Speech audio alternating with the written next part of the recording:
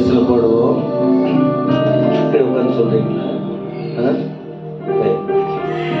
மீண்டும் ஒரு முறை ஆண்டவர் நமக்கு பாராட்டின நல்ல ದಯவுக்காக ಕರ್ತುடைய ನಾಮಕ್ಕೆ ಸ್ತೋತ್ರ. ಮತ್ತೊಂದು ದಿನವನ್ನು ಕೊಟ್ಟು ದೇವರ ದಯೆಯಿಂದ ಈ ಆರಾಧನೆ ನಡೆಸುವುದಕ್ಕೆ ಸಹಾಯ ಮಾಡಿದ್ದಕ್ಕಾಗಿ ದೇವಾದಿ ದೇವರಿಗೆ ಕೃತಜ್ಞತೆಯನ್ನು ಸಲ್ಲಿಸುತ್ತೇವೆ. இது ஒரு முக்கியமான நாளா இருக்கிறது. அப்போ வெளியில இருந்து யாரும் வர வேண்டாம் அப்படின்னா நான் எனக்கு ஒரு வசனம் கொடுங்க. வசனம் கொடுத்தாதான் நான் அவங்க நிறைய பேர் வருவாங்க. அவங்க வெளியிலிருந்து வந்த அவங்க என்ன சொன்னாலும் ஜனங்க ஏற்றுக்கொள்வாங்க, நான் என்ன சொன்னாலும் ஏற்றுக்கொள்வாங்க. ஆனா நீங்க ஒரு வசனம் கொடுக்கணும்னு கேட்டபோது அப்படி யோசித்துக்கிட்டு இருக்கும்போது ஒரு வார்த்தை எனக்குள்ளே வந்தது. அததான் பாடலாய் இப்போ உங்கள் மத்தியிலே பாடினேன். ಆದರೆ ಹೊರಗಡೆಯಿಂದ ಸೇವಕರು ಬೇಡ ಎಂಬುದಾಗಿ ಹೇಳುವಾಗ ದೇವರೇ, ಅನೇಕ ಜನರು ಆರಾಧನೆಗೆ ಬರುತ್ತಾರೆ, ಅವರಿಗೆ ನಾನು ಸಂದೇಶವನ್ನು ಕೊಡಬೇಕು, ಒಂದು ವಾಕ್ಯವನ್ನು ನನಗೆ ಕೊಡು ಎಂಬುದಾಗಿ ಕೇಳುವಾಗ ದೇವರು ಹಾಡನ್ನು ಆಡಿದ ವಾಕ್ಯವನ್ನು ಕೊಟ್ಟರು. சரி, நான் அப்படியே மெதுவா பேசுவேன். நீங்க உங்க காதுகளில் கேட்கும், கண்டிப்பா கேட்கும். நான் மைக்கு தூரம் வச்சா ஒருவேளை கேட்காம போகலாம், உங்களை காதுல கேட்கும். இன்றைக்கு 2 செய்தி போல நான் ஆயத்தப்படுத்தி இருக்கேன். ஆனால் விரிவா இல்ல, சொல்ல வேண்டியதை மட்டும் நீங்கள் கேட்க, கவனமாய் கேட்டு வளர ஆவியானவர் ನಮ್ಮ ಮಧ್ಯೆಯಲ್ಲಿ ಕ್ರಿಯೆ செய்வாராக. 2 ಸಂದೇಶಗಳನ್ನು ಬೋಧಕರು ಸಿದ್ಧಪಡಿಸಿದ್ದಾರೆ ಪ್ರಾರ್ಥನೆಯೊಂದಿಗೆ. ಆದರೆ ವಿವರವಾಗಿ ಹೇಳಲು ಸಮಯವಿಲ್ಲ. ಹೇಳುವ ವಾಕ್ಯವನ್ನು ಗಮನವಿಟ್ಟು ಕೇಳಬೇಕು. சரி, உங்களை எல்லாரும் பார்த்து நான் கேட்கிறேன், என்ன தெரியுமா? உங்க குடும்பத்துல ஆசீர்வாதம் வேண்டுமா? அப்படின்னா கணவனுக்கு ஆசீர்வாதம், மனைவி, பிள்ளைகள், பெற்றோர், உறவுகள், குடும்பங்கள் ಆಶೀರ್ವಾದ வேண்டுமா? ನಮ್ಮ ಬೋಧಕರು ಸಭೆಯನ್ನು ನೋಡಿ ಒಂದು ಪ್ರಶ್ನೆಯನ್ನು ಕೇಳುತ್ತಾರೆ. ಸಭೆಯಲ್ಲಿರುವಂತಹ ಗಂಡ, ಹೆಂಡತಿ, ಮಕ್ಕಳು, ಎತ್ತವರು, ಬಂಧು ಬಳಗದವರು ಎಲ್ಲರಿಗೂ ನಿಮಗೆ ದೇವರ ಆಶೀರ್ವಾದ ಬೇಕಾ? அப்படின்னா தேவன் கொடுக்கிற ஆலோசனைய எல்லாரும் கேட்க வேண்டும், கேட்டு கீழ்ப்படிய வேண்டும். அவ்வளவுதான். தேவ காரியத்தில் ஒரு குறையும் இல்லை. ஆனா நமக்கு வழிய கர்த்தர் வச்சிருக்கிறார். நாம அவர் சொல்றபடி கேட்டு நடந்தால் உங்கள் குடும்பங்கள் ஆசீர்வதிக்கப்பட முடியும். ದೇವರ ಆಶೀರ್ವಾದ ನಮಗೆ ಬೇಕಾದರೆ ಆತನು ಕೊಡುವ ಆಲೋಚನೆಯನ್ನು ಕೇಳಿ ವಿಧೇಯರಾಗಿ ಅದಕ್ಕೆ ತಕ್ಕಂತೆ ನಡೆದುಕೊಳ್ಳಬೇಕು. இந்த வருஷத்தில் ஆண்டவர் நமக்கு கொடுத்திருக்கிற வார்த்தை என்ன? ஆலோசனை கொடுக்கிற ஆண்டவர். அந்த ஆலோசனை ரொம்ப விசேஷமா இருக்கும். வேதத்துலதான் தேவ ஆலோசனைய எங்க நாம் பார்க்கிறோம், எங்கே நாம கேட்கிறோம் சொன்னால் வேதத்தில் தான் தேவ ಆಲೋಚನೆ. ಈ ವರ್ಷ ದೇವರು ನಮ್ಮ ಸಭೆಗೆ ಕೊಟ್ಟಿರುವಂತಹ ವಾಗ್ದಾನದ ವಾಕ್ಯ ಏನೆಂದರೆ ಆಲೋಚನೆಯನ್ನು ಕೊಡುವಂತ ದೇವರು. ಈ ಆಲೋಚನೆ ಎಲ್ಲಿ ಸಿಗುತ್ತದೆ? ಸತ್ಯವೇದದಲ್ಲಿ ಸಿಗುತ್ತದೆ. வேதமே ஆலோசனை தான். நம்ம தேவனே கவுன்சிலர் தான். நம்ம ஏரியாவில் நிறைய கவுன்சிலர் இருப்பாங்க, வந்து கூட பார்த்து விசாரிக்க மாட்டாங்க. கவுன்சிலர்னா நம்மளை பார்த்து விசாரித்து தெளிவுபடுத்தி நடத்துகிற விஷயம்தான்.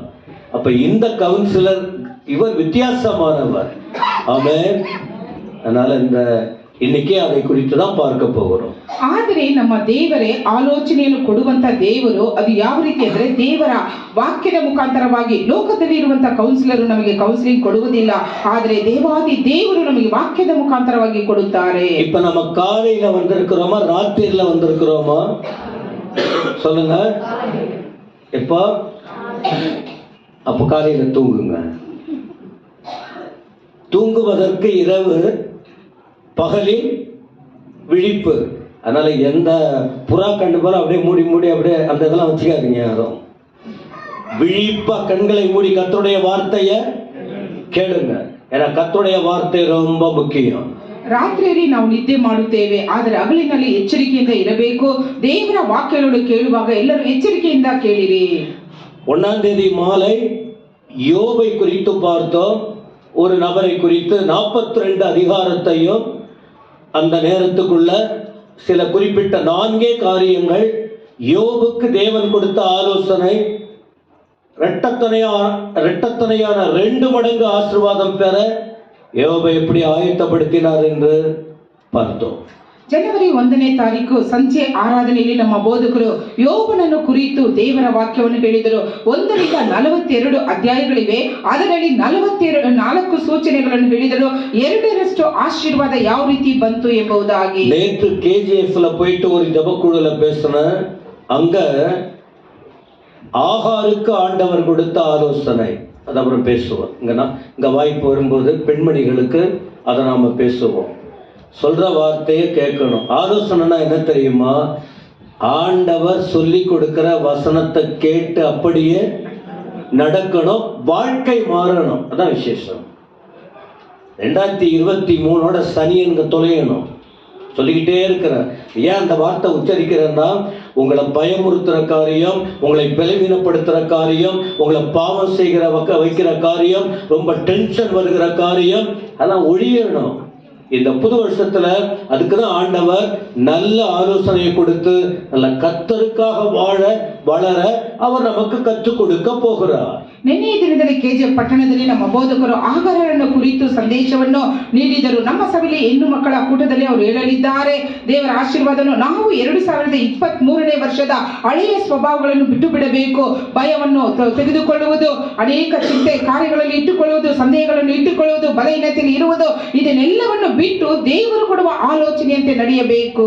இன்றைக்கு யாக்கோபை குறித்து உங்களுக்கு நான் யாக்கோபும் யாக்கோபின் குடும்பமும், ஏன்னா நம்ம ஒரு சபை குடும்பங்கள், சபை என்பது ஃபேமிலி, சர்ச் என்பது ஒரு குடும்பம். அதனால தான் சொல்லிக்கிட்டே இருக்கிற குடும்பத்தில் ரொம்ப நம்ம எல்லாருமே குடும்ப உணர்வு, எப்படி கணவன் மனைவி பிள்ளைங்கன்னு நீங்க உங்க குடும்பத்தை மதிக்கிறீங்களோ அதே போல ஆவிக்குரிய ரீதியில் ஒரு குடும்பமாக கர்த்தர் நம்மை ஆயத்தப்படுத்தி கொண்டு இருக்கிறார். அந்த கட்டுப்பாட்டுக்குள்ளே ஒப்பு கொடுத்து நாம் தெளிவு பெற வேண்டும் என்று உங்களுக்கு சொல்லி ಆಯತ್ತಮಾಕಿ ಕೊಂಡಿರುக்கிறோம். ಈ ದಿನದಲ್ಲಿ ಯಾಕೋಬನನ್ನು ಕುರಿತು ತನ್ನ ಕುಟುಂಬವನ್ನು ಕುರಿತು ದೇವರ ಸಂದೇಶವನ್ನು ನಮ್ಮ ಬೋಧಕರು ನೀಡಲಿದ್ದಾರೆ. ನಮ್ಮ ಸಭೆಗೆ ಅದು ಬಹಳ ಮುಖ್ಯವಾದದ್ದು. ನಾವು ಸಹ ನಮ್ಮ ಕುಟುಂಬವನ್ನು ಯಾವ ರೀತಿ ನಡೆಸಬೇಕು ಎಂಬುದಾಗಿ. டிவில போடல அந்த வசனங்கள் ಅದನ್ನ அப்படி பார்த்துவோம். இதுங்க திரும்பி என் கையில இருக்கு. ஓகே, யாக்கோபுக்கு ஒரு ஆலோசனை கிடைக்குது. யாக்கோபனிಗೆ ಒಂದು ಆಲೋಚನೆ ಸಿಗುತ್ತದೆ. இந்த யாக்கோபு யாரு என்னங்கிற விஷயம் எல்லாம் உங்களுக்கு தெரியும். அதுதான் பைபிளை படிக்க சொல்றோம். அதுக்கு ஒரு 10 நிமிஷம் எடுத்துக்கொள்ள வேண்டிய அவசியம் இல்லை. ಮುಖ್ಯமான ಕಾರ್ಯங்களை சொல்லுகிறோம். ಪ್ರತಿನಿತ್ಯ ಸತ್ಯವೇದವನ್ನು ಓದಿರಿ ಎಂಬುದಾಗಿ ನಮ್ಮ ಬೋಧಕರು ವಚನಗಳನ್ನು ಹೇಳಿಕೊಡುತ್ತಿದ್ದಾರೆ. ಆದ್ದರಿಂದ ಒಂದು 10 ನಿಮಿಷ ನಾವು ತೆಗೆದುಕೊಂಡು ಅದನ್ನು ಹೇಳಲು ಸಾಧ್ಯವಿಲ್ಲ. ಯಾಕೋಬನು ಯಾರು ಎಂಬುದಾಗಿ ನಾವು ತಿಳಿದುಕೊಂಡಿದ್ದೇವೆ. ஆதியாகமம் 35ஆம் அதிகாரம் முதல் வசனம். ஆதியாகமம் 35:1 ஆண்டவர் யாக்கோபுக்கு ஒரு ஆலோசனையை கொடுக்கிறார். ಆದಿಕಾಂಡ ಪುಸ್ತಕ 35ನೇ ಅಧ್ಯಾಯ 1ನೇ ವಚನದಲ್ಲಿ ದೇವರು ಯಾಕೋಬನಿಗೆ ಒಂದು ಆಲೋಚನೆಯನ್ನು ಕೊಡುತ್ತಾರೆ. என்ன ஆலோசனை சொல்லுகிறார்? தேவன் யாக்கோபை நோக்கி நீ எழுந்து பெத்தேலுக்கு போய் அங்கே குடியிருந்து நீ உன் சகோதரனாகி ஏசாவின் முகத்திற்கு விலகி ஓடி போகிற போது உனக்கு தரிசனமான தேவனுக்கு அங்கே ஒரு பலிபீடத்தை உண்டாக்கு என்றார். இதான் ஆண்டவர் யாக்கோபுக்கு ஒரு ஆலோசனை கொடுக்கிறார்னா என்ன? பேசுகிறார். ஆண்டவருடைய வார்த்தை யாக்கோபை நோக்கி கடந்து வருகிறது. ದೇವರು ಯಾಕೋಬನಿಗೆ ನೀನು ಈ ಸ್ಥಳವನ್ನು ಬಿಟ್ಟು ಗಡ್ಡ ಹತ್ತಿ ಬೆತೇಲಿಗೆ ಹೋಗಿ ಅಲ್ಲೇ ವಾಸ ಮಾಡು. ನೀನು ನಿನ್ನ ಅಣ್ಣನಾದ ಏಸಾವನ ಬಳಿಯಿಂದ ಓಡಿ ಹೋದ ಕಾಲದಲ್ಲಿ ದೇವರು ಅಲ್ಲಿ ನಿನಗೆ ದರ್ಶನ ಕೊಟ್ಟನಲ್ಲ, ಆತನಿಗಾಗಿ ಯಜ್ಞವೇದಿಯನ್ನು ಕಟ್ಟಿಸು ಎಂದು ಹೇಳಿದನು. அதற்கு முன்ன யாக்கோபுக்கு அம்மா ஒரு ஆலோசனை கொடுக்கறாங்க. அம்மாவும் ஆலோசனை கொடுப்பாங்க சும்மா, அப்பாவும் ஆலோசனை கொடுப்பார் தப்பா. நல்லதா சொன்னா நல்லதுதான், ராங்கன்னா தப்பு தான். அப்பாவா இருக்கட்டும் அம்மாவா இருக்கட்டும் நல்லதுதான் சொல்லுவாங்க, நல்லதான் சொல்றாங்க எடுத்துக்குவாங்க. ಇದಕ್ಕೆ ಮುಂಚಿತವಾಗಿ ಯಾಕೋಬನಿಗೆ ತನ್ನ ತಾಯಿಯ ಒಂದು ಆಲೋಚನೆಯನ್ನು ಕೊಡುವುದನ್ನು ನಾವು ನೋಡುತ್ತೇವೆ. தாய் தகப்பனா சரி, தாய் என்ன சொல்றாங்க? 27ஆம் அதிகாரம் ஆதியாகமம் 27:43 ஒரு தன்னுடைய செல்ல மகனுக்கு ரொம்ப நேசிக்கிற அந்த இளைய குமாரனுக்கு ஒரு ஆலோசனை கொடுக்குறாங்க. ಆದಿಕಾಂಡ ಪುಸ್ತಕ 27:43 ವಚನದಲ್ಲಿ ಯಾಕೋಬನ ತಾಯಿಯು ತನ್ನ ಮಗನಿಗೆ ಒಂದು ಒಳ್ಳೆಯ ಆಲೋಚನೆಯನ್ನು ಕೊಡುತ್ತಾರೆ. ஆகையால் என் மகனே, நான் சொல்வதை கேட்டு எழுந்து புறப்பட்டு ஆரானில் இருக்கிற என் சகோதரனாகிய லாபானிடத்துக்கு ஓடி போய். ಗಮನಿಸಿங்களா? ಕನ್ನಡದಲ್ಲಿ ಆದದರಿಂದ ಮಗನೇ, ನನ್ನ ಮಾತನ್ನು ಕೇಳು, ನೀನು ಎದ್ದು ಕಾರಾನ್ ಊರಿನಲ್ಲಿರುವ ನನ್ನ ಅಣ್ಣನಾದ ಲಾಬಾನನ ಬಳಿಗೆ ಓಡಿ ಹೋಗಿ. என்ன சொல்றாரு? எழுந்து புறப்பட்டு என் சொந்தக்கார என் அண்ணன் தம்பிங்க வீட்டுக்கு என்ன சொல்ற? அப்போ ஓடுன்னா ஏதோ ஏதோ ஏதோ பிரச்சனை வந்திருக்குதானே, சீக்கிரம் ஓடு ஓடு ஓடு ஓடு ஓடு ஓடுன்னா இவர் வேற ஏதோ போட்டிருக்காரு. அப்போ ஓடுன்னு சொல்லி ஐடியா கொடுக்குறாங்க. அப்படின்னா உன் உயிர் போகிற நிலைமை வருது. அதனால இந்த இடத்துல இருந்தா நீ செத்துருவ. ஆகவே நீ இந்த இடத்தை விட்டு ஓடு. அது என்ன சம்பவங்கிறத நீங்க பைபிள் படிங்க, புரிஞ்சுக்குவோம். ஏற்கனவே யாக்கோபு தப்பு பண்ணிட்டார். 2 முறை அண்ணனை ஏமாத்திட்டார். 1 முறை 2 முறை ஏமாத்துற புத்தி இன்னைக்கு நிறைய பேருக்கு இருக்கும். அது இருக்கக்கூடாது. யாக்கோபு அந்த தப்பு செய்தார். அது நிமித்தம் அம்மா சொல்றாங்க, பெற்றெடுத்த தாய் அல்லவா, பிள்ளையை இழந்து என்னால வாழ முடியாது, அதனால கொஞ்சம் உயிரை பார்த்துக்கிறதுக்கு கொஞ்சம் இங்க இருக்க வேணாம், நீ தூரமான இடத்துக்கு போ. அவங்க தேவ பிள்ளைகள் இல்லை. யார் இல்லை? அவங்க ஆண்டுடைய பிள்ளை இல்லை, வேற கலாச்சாரத்துல இருக்காங்க. அங்க போன்னு அனுப்பி விடுறாங்க. ಯಾಕೋಬನು ಇದಕ್ಕೆ ಮುಂಚಿತವಾಗಿ 2 ಸಾರಿ ತನ್ನ ಅಣ್ಣನಾದ ಏಸಾವನಿಗೆ ಮೋಸ ಮಾಡಿದನು. ಆದ್ದರಿಂದ ತನ್ನ ಪ್ರಾಣ ಹೋಗಬಹುದು ಎಂಬುದಾಗಿ ತಾಯಿ ತನ್ನ ಮಗನನ್ನು ಕಳೆದುಕೊಳ್ಳಲು ಇಷ್ಟವಿಲ್ಲದೆ ಈ ರೀತಿಯಾಗಿ ಎದ್ದು ನೀನು ಓಡಿ ಹೋಗು ಎಂಬುದಾಗಿ ಹೇಳಿಕೊಡುತ್ತಾರೆ. அப்பா ஒரு ஆலோசனை கொடுக்கிறார். அம்மாவும் ஒரு வீட்டுல பிள்ளைகளுக்கு ஆலோசனைகளை கொடுக்கணும். எப்படியாவது போகட்டும், எப்படியாவது இருக்கட்டும் சொல்ல, குறிப்பிட்ட வயது வரைக்கும் பெற்றோர் பிள்ளைகளுக்கு கவுன்சிலிங் ஆலோசனைகளை தெளிவா சொல்லத்தான். இல்லைன்னா கஷ்டம். நான் முழுமையா அந்த வார்த்தைகளுக்குள்ள போகல. நான் இத நம்ம முக்கியமான பகுதிக்கு வரணும். அதனால அந்த கொடுக்கிற வார்த்தையை கவனமா கேட்டு அதன்படி நாம் வாழ வேண்டும். ಎತ್ತ ತಂದೆ ತಾಯಿಗಳು ತನ್ನ ಮಕ್ಕಳಿಗೆ ಒಳ್ಳೆಯ ಆಲೋಚನೆಯನ್ನು ಕೊಡಬೇಕು. ಇಲ್ಲಿ ತಂದೆ ಸಹ ಯಾಕೋಬನಿಗೆ ಒಂದು ಆಲೋಚನೆಯನ್ನು ಕೊಡುತ್ತಾರೆ. அப்பா என்ன சொல்றாரு? அதேதான், அதோட இணைச்சுதான் சொல்றாரு. அனனியா சத்ரால் போ. ஆனா இவன் தீமைக்கு ஒன்றுபடல. தப்பா ஆயிடுச்சு, என்ன பண்றது? எல்லாம் கவனிக்கிறீங்களா? பிள்ளை தப்பு பண்ணிடுச்சு, என்ன செய்யறது? கழுத்தை அப்படியே பிடிச்சு நெரிச்சு கொண்டுடவா முடியும்? தப்பு பண்ணிடுச்சு. இந்த தப்புக்கு தாயும் ஒரு காரணம், தவறுக்கு தாயும் ஒரு காரணம். எப்படியோ பிள்ளை பேர் கெட்டு போச்சு, சாகடிச்சிட முடியுமா? சொல்லுங்க. கொஞ்சம் ஒளிஞ்சிரு, ஒரு நாள் வரும்போது எல்லாம் சரியாயிடும் அப்படின்னு சொல்லிட்டு அம்மாவும் ஆலோசனை கொடுக்கிறாங்க, அப்பாவும் ஆலோசனை கொடுக்கிறார். அப்பா இந்த பிள்ளையால ஏமாற்றப்பட்டவர். அப்பாவையே ஏமாத்தின பிள்ளை இது. அண்ணனையும் ஏமாத்தின பிள்ளை, அப்பாவையும். நீங்க பேசும்போதே நிறைய உங்களுக்குரியதை எடுத்துக்கணும். நீங்க எப்படி இருக்கீங்கன்னு சொன்னாதான் உங்களுக்கு இல்ல. இந்த வார்த்தையை சொல்லும் போது நம்ம அம்மாவை ஏமாத்திக்கிட்டு இருக்கோமா, அப்பாவை ஏமாத்திக்கிட்டு இருக்கோமா, பாஸ்டரை ஏமாத்திக்கிட்டு இருக்கோமா, எல்லாரையும் ஏமாத்திக்கிட்டு இருக்கோமான்னு உங்களுக்கு நீங்க அந்த வார்த்தை ஆண்டவர் பேசும்போது உங்களை அந்த இடத்துல வச்சு பார்க்கணும். அப்பதான் நம்ம வாழ்க்கை தெளிவு பெற முடியும். தடுமாறாம வாழ்க்கையை நல்லபடியா கட்டி எழுப்ப முடியும். ಯಾಕೋಬನು ಅಣ್ಣನನ್ನು ಮಾತ್ರ ಮೋಸ ಮಾಡಲಿಲ್ಲ, ತಂದೆಗೂ ಮೋಸ ಮಾಡಿದನು. ಇದಕ್ಕೆ ಕಾರಣ ತನ್ನ ತಾಯಿಯೂ ಆಗಿದ್ದರು. ಈ ರೀತಿ ತಪ್ಪು ಮಾಡಿದ್ದರಿಂದ ಆತನನ್ನು ಕೊಳ್ಳಲು ಸಾಧ್ಯವಿಲ್ಲ. ಆದ್ದರಿಂದ ಸ್ವಲ್ಪ ದಿನ ನೀನು ಮರೆಯಾಗಿರು ಎಂಬುದಾಗಿ ತಂದೆ ತಾಯಿ ಆತನಿಗೆ ಆಲೋಚನೆಯನ್ನು ಕೊಡುತ್ತಾರೆ. அதான் பாருங்க அப்பா குணம். எல்லாம் கவனிக்கிறீங்களா? வெளியில உட்கார்ந்துருக்கவங்க வேடிக்கை தான் பார்ப்பாங்க. ஏன்னா சிலர் இப்பதான் சர்ச்சுக்கு வருவாங்க. கடைசி நேரத்துல கூட இவங்க அவங்கள தான் பார்ப்பாங்க. அதனால இங்க ஆண்டோடைய வார்த்தை கேளுங்க. அதான் பிள்ளை தப்பு பண்ணாதான் நீங்க சொல்லணும், நீங்க யோசிக்கணும். பெற்றெடுத்த தாய் தகப்பன் தான் பிள்ளையை விட முடியாது.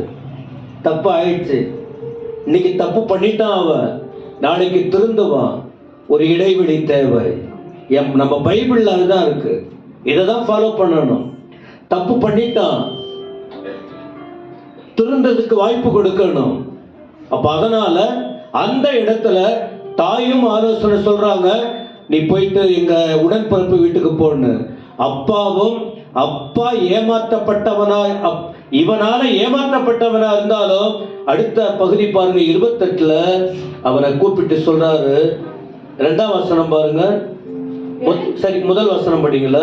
ஈசாக்கு யாக்கோபை அழைத்து அவனை ஆசீர்வதித்து, நீ கானானியருடைய குமார்த்திகளில் பெண் கொள்ளாமல் 2 நீ எழுந்து புறப்பட்டு பதான் ஆராமில் இருக்கிற உன் தாயினுடைய தகப்பனாகிய பெத்துவேலுடைய வீட்டுக்கு போய் அவ்விடத்தில் உன் தாயின் சகோதரனாகிய லாபானின் குமார்த்திகளுக்குள் பெண் கொள் என்று ಅವನಿಗೆ ಕಟ್ಟಳೆಯಿಟ್ಟಾನ್. ಆಗ ಈಸಾಕನು ಯಾಕೋಬನನ್ನು ಕರೆದು ಅವನಿಗೆ, ನೀನು ಕಾನಾನ್ಯರ ಹೆಣ್ಣನ್ನು ಮದುವೆ ಮಾಡಿಕೊಳ್ಳಬೇಡ, ಪದ್ದಾನ್ ಆರಾಮ್ ದೇಶದಲ್ಲಿರುವ ನಿನ್ನ ತಾಯಿಯ ತಂದೆಯಾದ ಬೆತುವೇಲನ ಮನೆಗೆ ಹೊರಟು ಹೋಗಿ ಅಲ್ಲಿ ನಿನ್ನ ಸೋದರ ಮಾವನಾದ ಲಾಬಾನನ ಹೆಣ್ಣು ಮಕ್ಕಳಲ್ಲಿ ಒಬ್ಬಳನ್ನು ಮದುವೆ ಮಾಡಿಕೋ ಎಂದು ಅಪ್ಪಣೆ ಕೊಟ್ಟನು.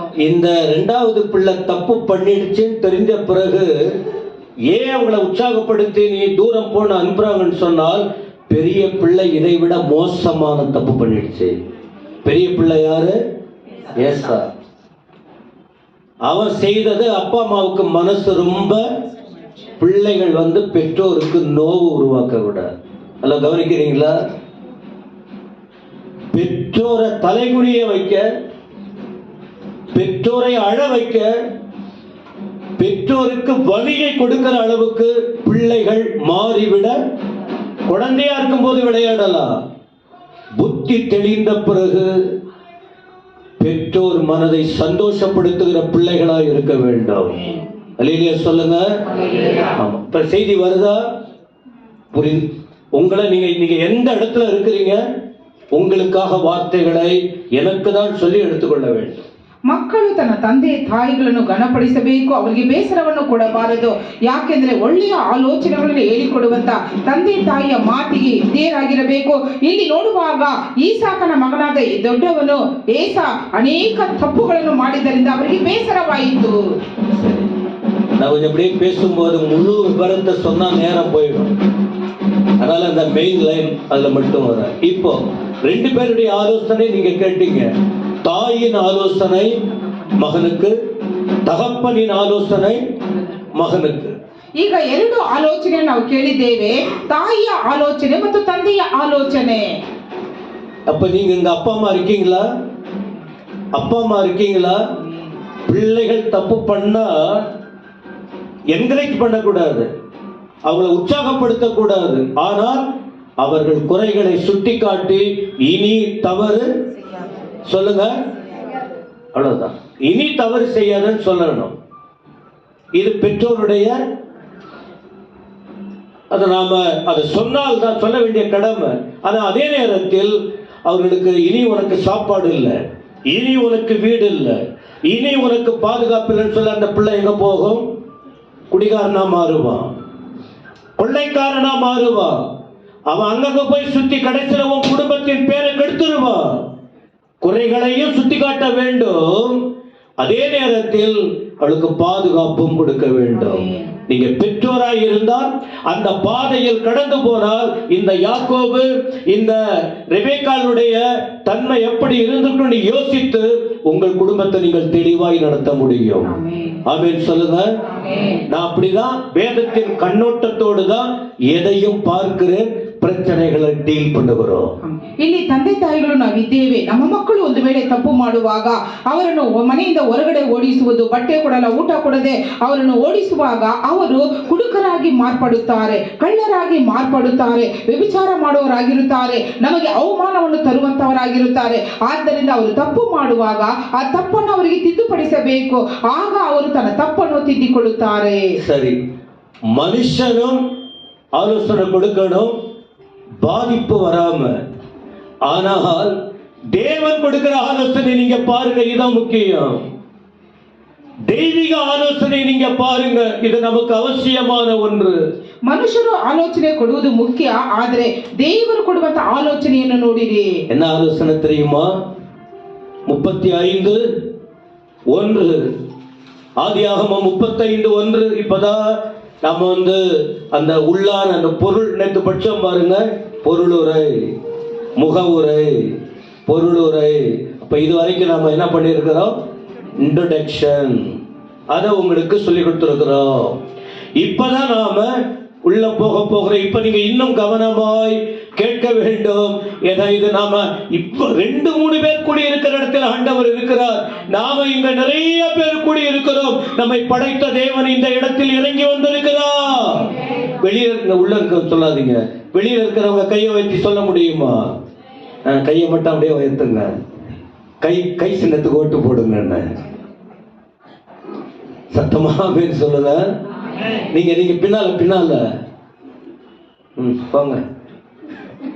ಇದುವರೆಗೂ ನಾವು ಕೆಲವು ಪರಿಚಯಗಳನ್ನು ಮಾತ್ರ ನಿಮಗೆ ತಿಳಿಸಿದ್ದೇವೆ, ಆದರೆ ಈಗ ನಾವು ಸಂದೇಶದೊಳಗೆ ಹೋಗುತ್ತಿದ್ದೇವೆ. சரி, ஆண்டவர் கொடுக்கிற ஆலோசனை என்ன தெரியுமா? ஆண்டவர் எப்பவுமே தான் பாதுகாக்கப்படணும், தன் குடும்பமும் பாதுகாக்கப்படணும், தெய்வீகம் பாதிக்கப்படக்கூடாது, அவன் நாம மகிமைக்கு ஏதுவான காரியங்கள் நடக்கணும். இதுதான் மனுஷனுடைய ஆலோசனை. சிலது சுயநலம் கலந்திருக்கும். ஹலோ, கவனிக்கிறீங்களா? மனிதன் கொடுக்கிற ஆலோசனை, தாய் தகப்பன் கொடுக்கிற ஆலோசனை சுயம் மனுஷிகம் கலந்திருக்கும்.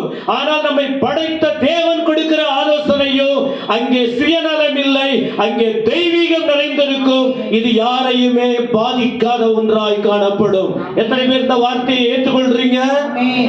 சத்தமா சொல்ல முடியுமா?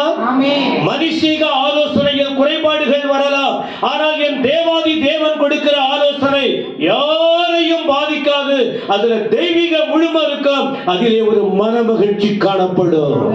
ಮನುಷ್ಯರು ಕೊಡುವ ಆಲೋಚನೆಯು ಸ್ವಾರ್ಥಕ್ಕಾಗಿ ಇರುವಂತದ್ದು, ಆದರೆ ದೇವರು ಕೊಡುವ ಆಲೋಚನೆಯು ದೈವಿಕವಾದದ್ದು, ಅದರಲ್ಲೊಂದು ಆನಂದವೂ ಇರುತ್ತದೆ. சொன்னாரு, எழுந்து பெத்தேலுக்கு போ. யாக்கோபை நோக்கி நீ எழுந்து பெத்தேலுக்கு போ. இப்ப இவர் என்ன பண்ணிக்கிட்டு இருக்காருன்னா, உலகத்துலதான் இருக்கிறார், தெய்வீக காரியத்தில் செயல்பட முடியாதபடி உலகத்தோடு ஒட்டி கொண்டு தெய்வீகத்தை மறந்து போய்கிட்டு இருக்கிறாரு. எத்தனை பேருக்கு விளங்குது? உலகத்திலே பெற்றோர் சத்தத்தை கேட்டு அவர்கள் போன பாதையிலே உலகம் அவர்களை மேற்கொள்ள, உலகம் அப்படியே பிடிச்சு வச்சிருக்கு, உலகத்தின் காரியத்தை விட்டு வெளியில வர முடியல. ஆனா இப்ப ஆண்டவர் சொல்லுகிறார், நீ இதே நிலையில் இருந்தால் உன்னை குறித்த நோக்கம் நிறைவேறாது. ஆகவே இப்போ நீ என்ன செய்யணும்? எழுந்து. எழுந்துனா என்ன அர்த்தம்? உட்கார்ந்து இருக்கிறார். உட்கார்ந்து இருக்கிறார்னா என்ன? மண்ணோட ஒட்டிக்கிட்டு இருக்கு, உலகத்தோட. இன்னைக்கு நிறைய பேருடைய நிலை அதுதான். கிறிஸ்தவ வாழ்க்கையில் தேவ ஜனங்கள் நாம இருக்கிற நிலையிலே நமக்கு நல்லா தெரியும், எதோட ஒட்டி கொண்டு இருக்கிறோம், ஏதோட சேர்ந்து கொண்டு இருக்கிறோம். அப்ப ஆண்டவர் நமக்கு சொல்லுவது, முதல்ல நீ எழுந்தால்தான் தேவ திட்டத்தை நிறைவேற்ற முடியும். இதுதான் தேவ ஆலோசனை. ದೇವರು ಯಾಕೋಬನಿಗೆ ಹೇಳುತ್ತಾರೆ, ನೀನು ಇರುವ ಸ್ಥಳವನ್ನು ಬಿಟ್ಟು ಎದ್ದೇಳು ಎಂಬುದಾಗಿ. ಹಾಗಾದ್ರೆ ಆತನು ಲೋಕದಲ್ಲಿ ಇದ್ದಾನೆ, ಲೋಕದೊಟ್ಟಿಗೆ ಅಂದ್ರೆ ಶಾರೀರಿಕ ರೀತಿಯಲ್ಲಿ ಜೀವಿಸುವುದರಿಂದ ಎದ್ದೇಳು ಎಂಬುದಾಗಿ ಹೇಳುತ್ತಾರೆ. ನಾವು ಸಹ ಲೋಕದಲ್ಲಿ ಇರುವಾಗ ದೇವರು ಇರುವ ಸ್ಥಳವನ್ನು ಬಿಟ್ಟು ಎದ್ದು ಬಾ ಎಂಬುದಾಗಿ ಹೇಳುತ್ತಿದ್ದಾರೆ. இந்த வசனத்துக்குள்ள கொஞ்சம் கவனத்தை செலுத்துங்க. முதல்ல ஆண்டவர் பேசுறார். யாருகிட்ட? யாக்கோபு கிட்ட பேசுகிறார். அந்த பேசுதல் தான் ஆலோசனை சொன்னேன். இந்த பேசுதல் தான் தேவ வார்த்தை என்று சொன்னேன். இந்த பேசுதல் தான் தேவனுக்கும் மனுஷனுக்கும் உள்ளதான அந்த உறவின் பின்னி பிணைக்கப்பட்ட ஒரு அபிஷேக வல்லமை என்று சொல்லிக் கொண்டிருக்கிறேன். இது மனுஷனுக்கு தேவை. மனுஷ காரியத்தில் சாரம் வேறு, ஆனால் தேவன் இடைப்படும் போது அந்த ருசி, அந்த ಅನುಭವ ವ್ಯತ್ಯಾಸமானது. ದೇವರು ಇಲ್ಲಿ ಯಾಕೋಬನೊಂದಿಗೆ ಮಾತನಾಡುತ್ತಿದ್ದಾರೆ, ಯಾಕೋಬನಿಗೆ ಆಲೋಚನೆಯನ್ನು ಕೊಡುತ್ತಿದ್ದಾರೆ. ಆಲೋಚನೆ ಕೊಡುವುದು ಮಾತ್ರವಲ್ಲ, ಆತನ ಸಂಪರ್ಕವು ಆತನೊಟ್ಟಿಗೆ ಇದ್ದದರಿಂದ ಅಭಿಷೇಕದ ಕಾರ್ಯವು ಇಳಿದು ಬರುತ್ತಿದೆ. என்ன சொல்றாரு? அந்த சொல்ற அந்த வார்த்தையை நீங்க கவனிங்க. தேவன் கொடுக்கிற ஆலோசனை முதல்ல அவர் சொல்லுது என்ன? எழுந்திரு, நேரா உன் கவனத்தை எது பக்கம் திருப்பு? பெத்தேலுக்கு நேராக. ஏன்னா உன் கவனம் பெத்தேலை விட்டு தூரமா, நான் பெத்தேல் நம்ம சபையை சொல்லல, வேதத்தில் கொடுக்கப்பட்ட தெய்வீக காரியம். உன் கவனம் வேற பக்கம் போய்கிட்டு இருக்கு, அதனால ஏன் பக்கம் திரும்பின ஆண்டவர் சொல்லுகிறார். யாக்கோபே, உன் கவனம் வேற எங்கேயோ போய்கிட்டு இருக்கு, என்னை விட்டு நீ தூரம் போயிருக்க, என் சத்தத்தை நீ மறந்துகிட்டு இருக்க. இப்ப உன்னுடைய கவனத்தை என் பக்கம் திரும்பினால்தான் உன்னை குறித்தும் உன் குடும்பத்தை குறித்த நோக்கம் என்னாலே நிறைவேறும் என்று ஆண்டவர் இப்போது யாக்கோபின் மீது நல் கவனம் வைத்து பேசுகிற அந்த ಆಲೋಚನೆயை கொடுக்கிறார் இந்த இடத்தில். ದೇವರು ಯಾಕೋಬನ ಮೇಲೆ ಒಂದು ಒಳ್ಳೆಯ ಗಮನವನ್ನು ಇಟ್ಟು ಹೇಳುತ್ತಿದ್ದಾರೆ. ನೀನು ಇರುವ ಸ್ಥಳವನ್ನು ಬಿಟ್ಟು ಎದ್ದು ಅಂದ್ರೆ ನೀನು ಇರುವ ಈ ಲೋಕದ ಕಾರ್ಯಗಳಲ್ಲಿ ಬಿಟ್ಟು ಹೋಗುವಾಗ ನಾನು ನಿನ್ನ ಮೇಲೆ ಇಟ್ಟಿರುವಂತಹ ಉದ್ದೇಶವನ್ನು ನೆರವೇರಿಸಲು ಸಾಧ್ಯ ಎಂಬುದಾಗಿ ಹೇಳುತ್ತಿದ್ದಾರೆ. சரி, ஆண்டவர் அந்த ஆலோசனையில் ஒரு 4 காரியம் தான் சொல்ல போற, கொஞ்சம் கொஞ்சம் தான் நாம. ஓகே, அப்ப முதல்ல என்ன சொல்றாருன்னா, நினைப்பூட்டுகிறார், நன்றியை மறந்து விடாது.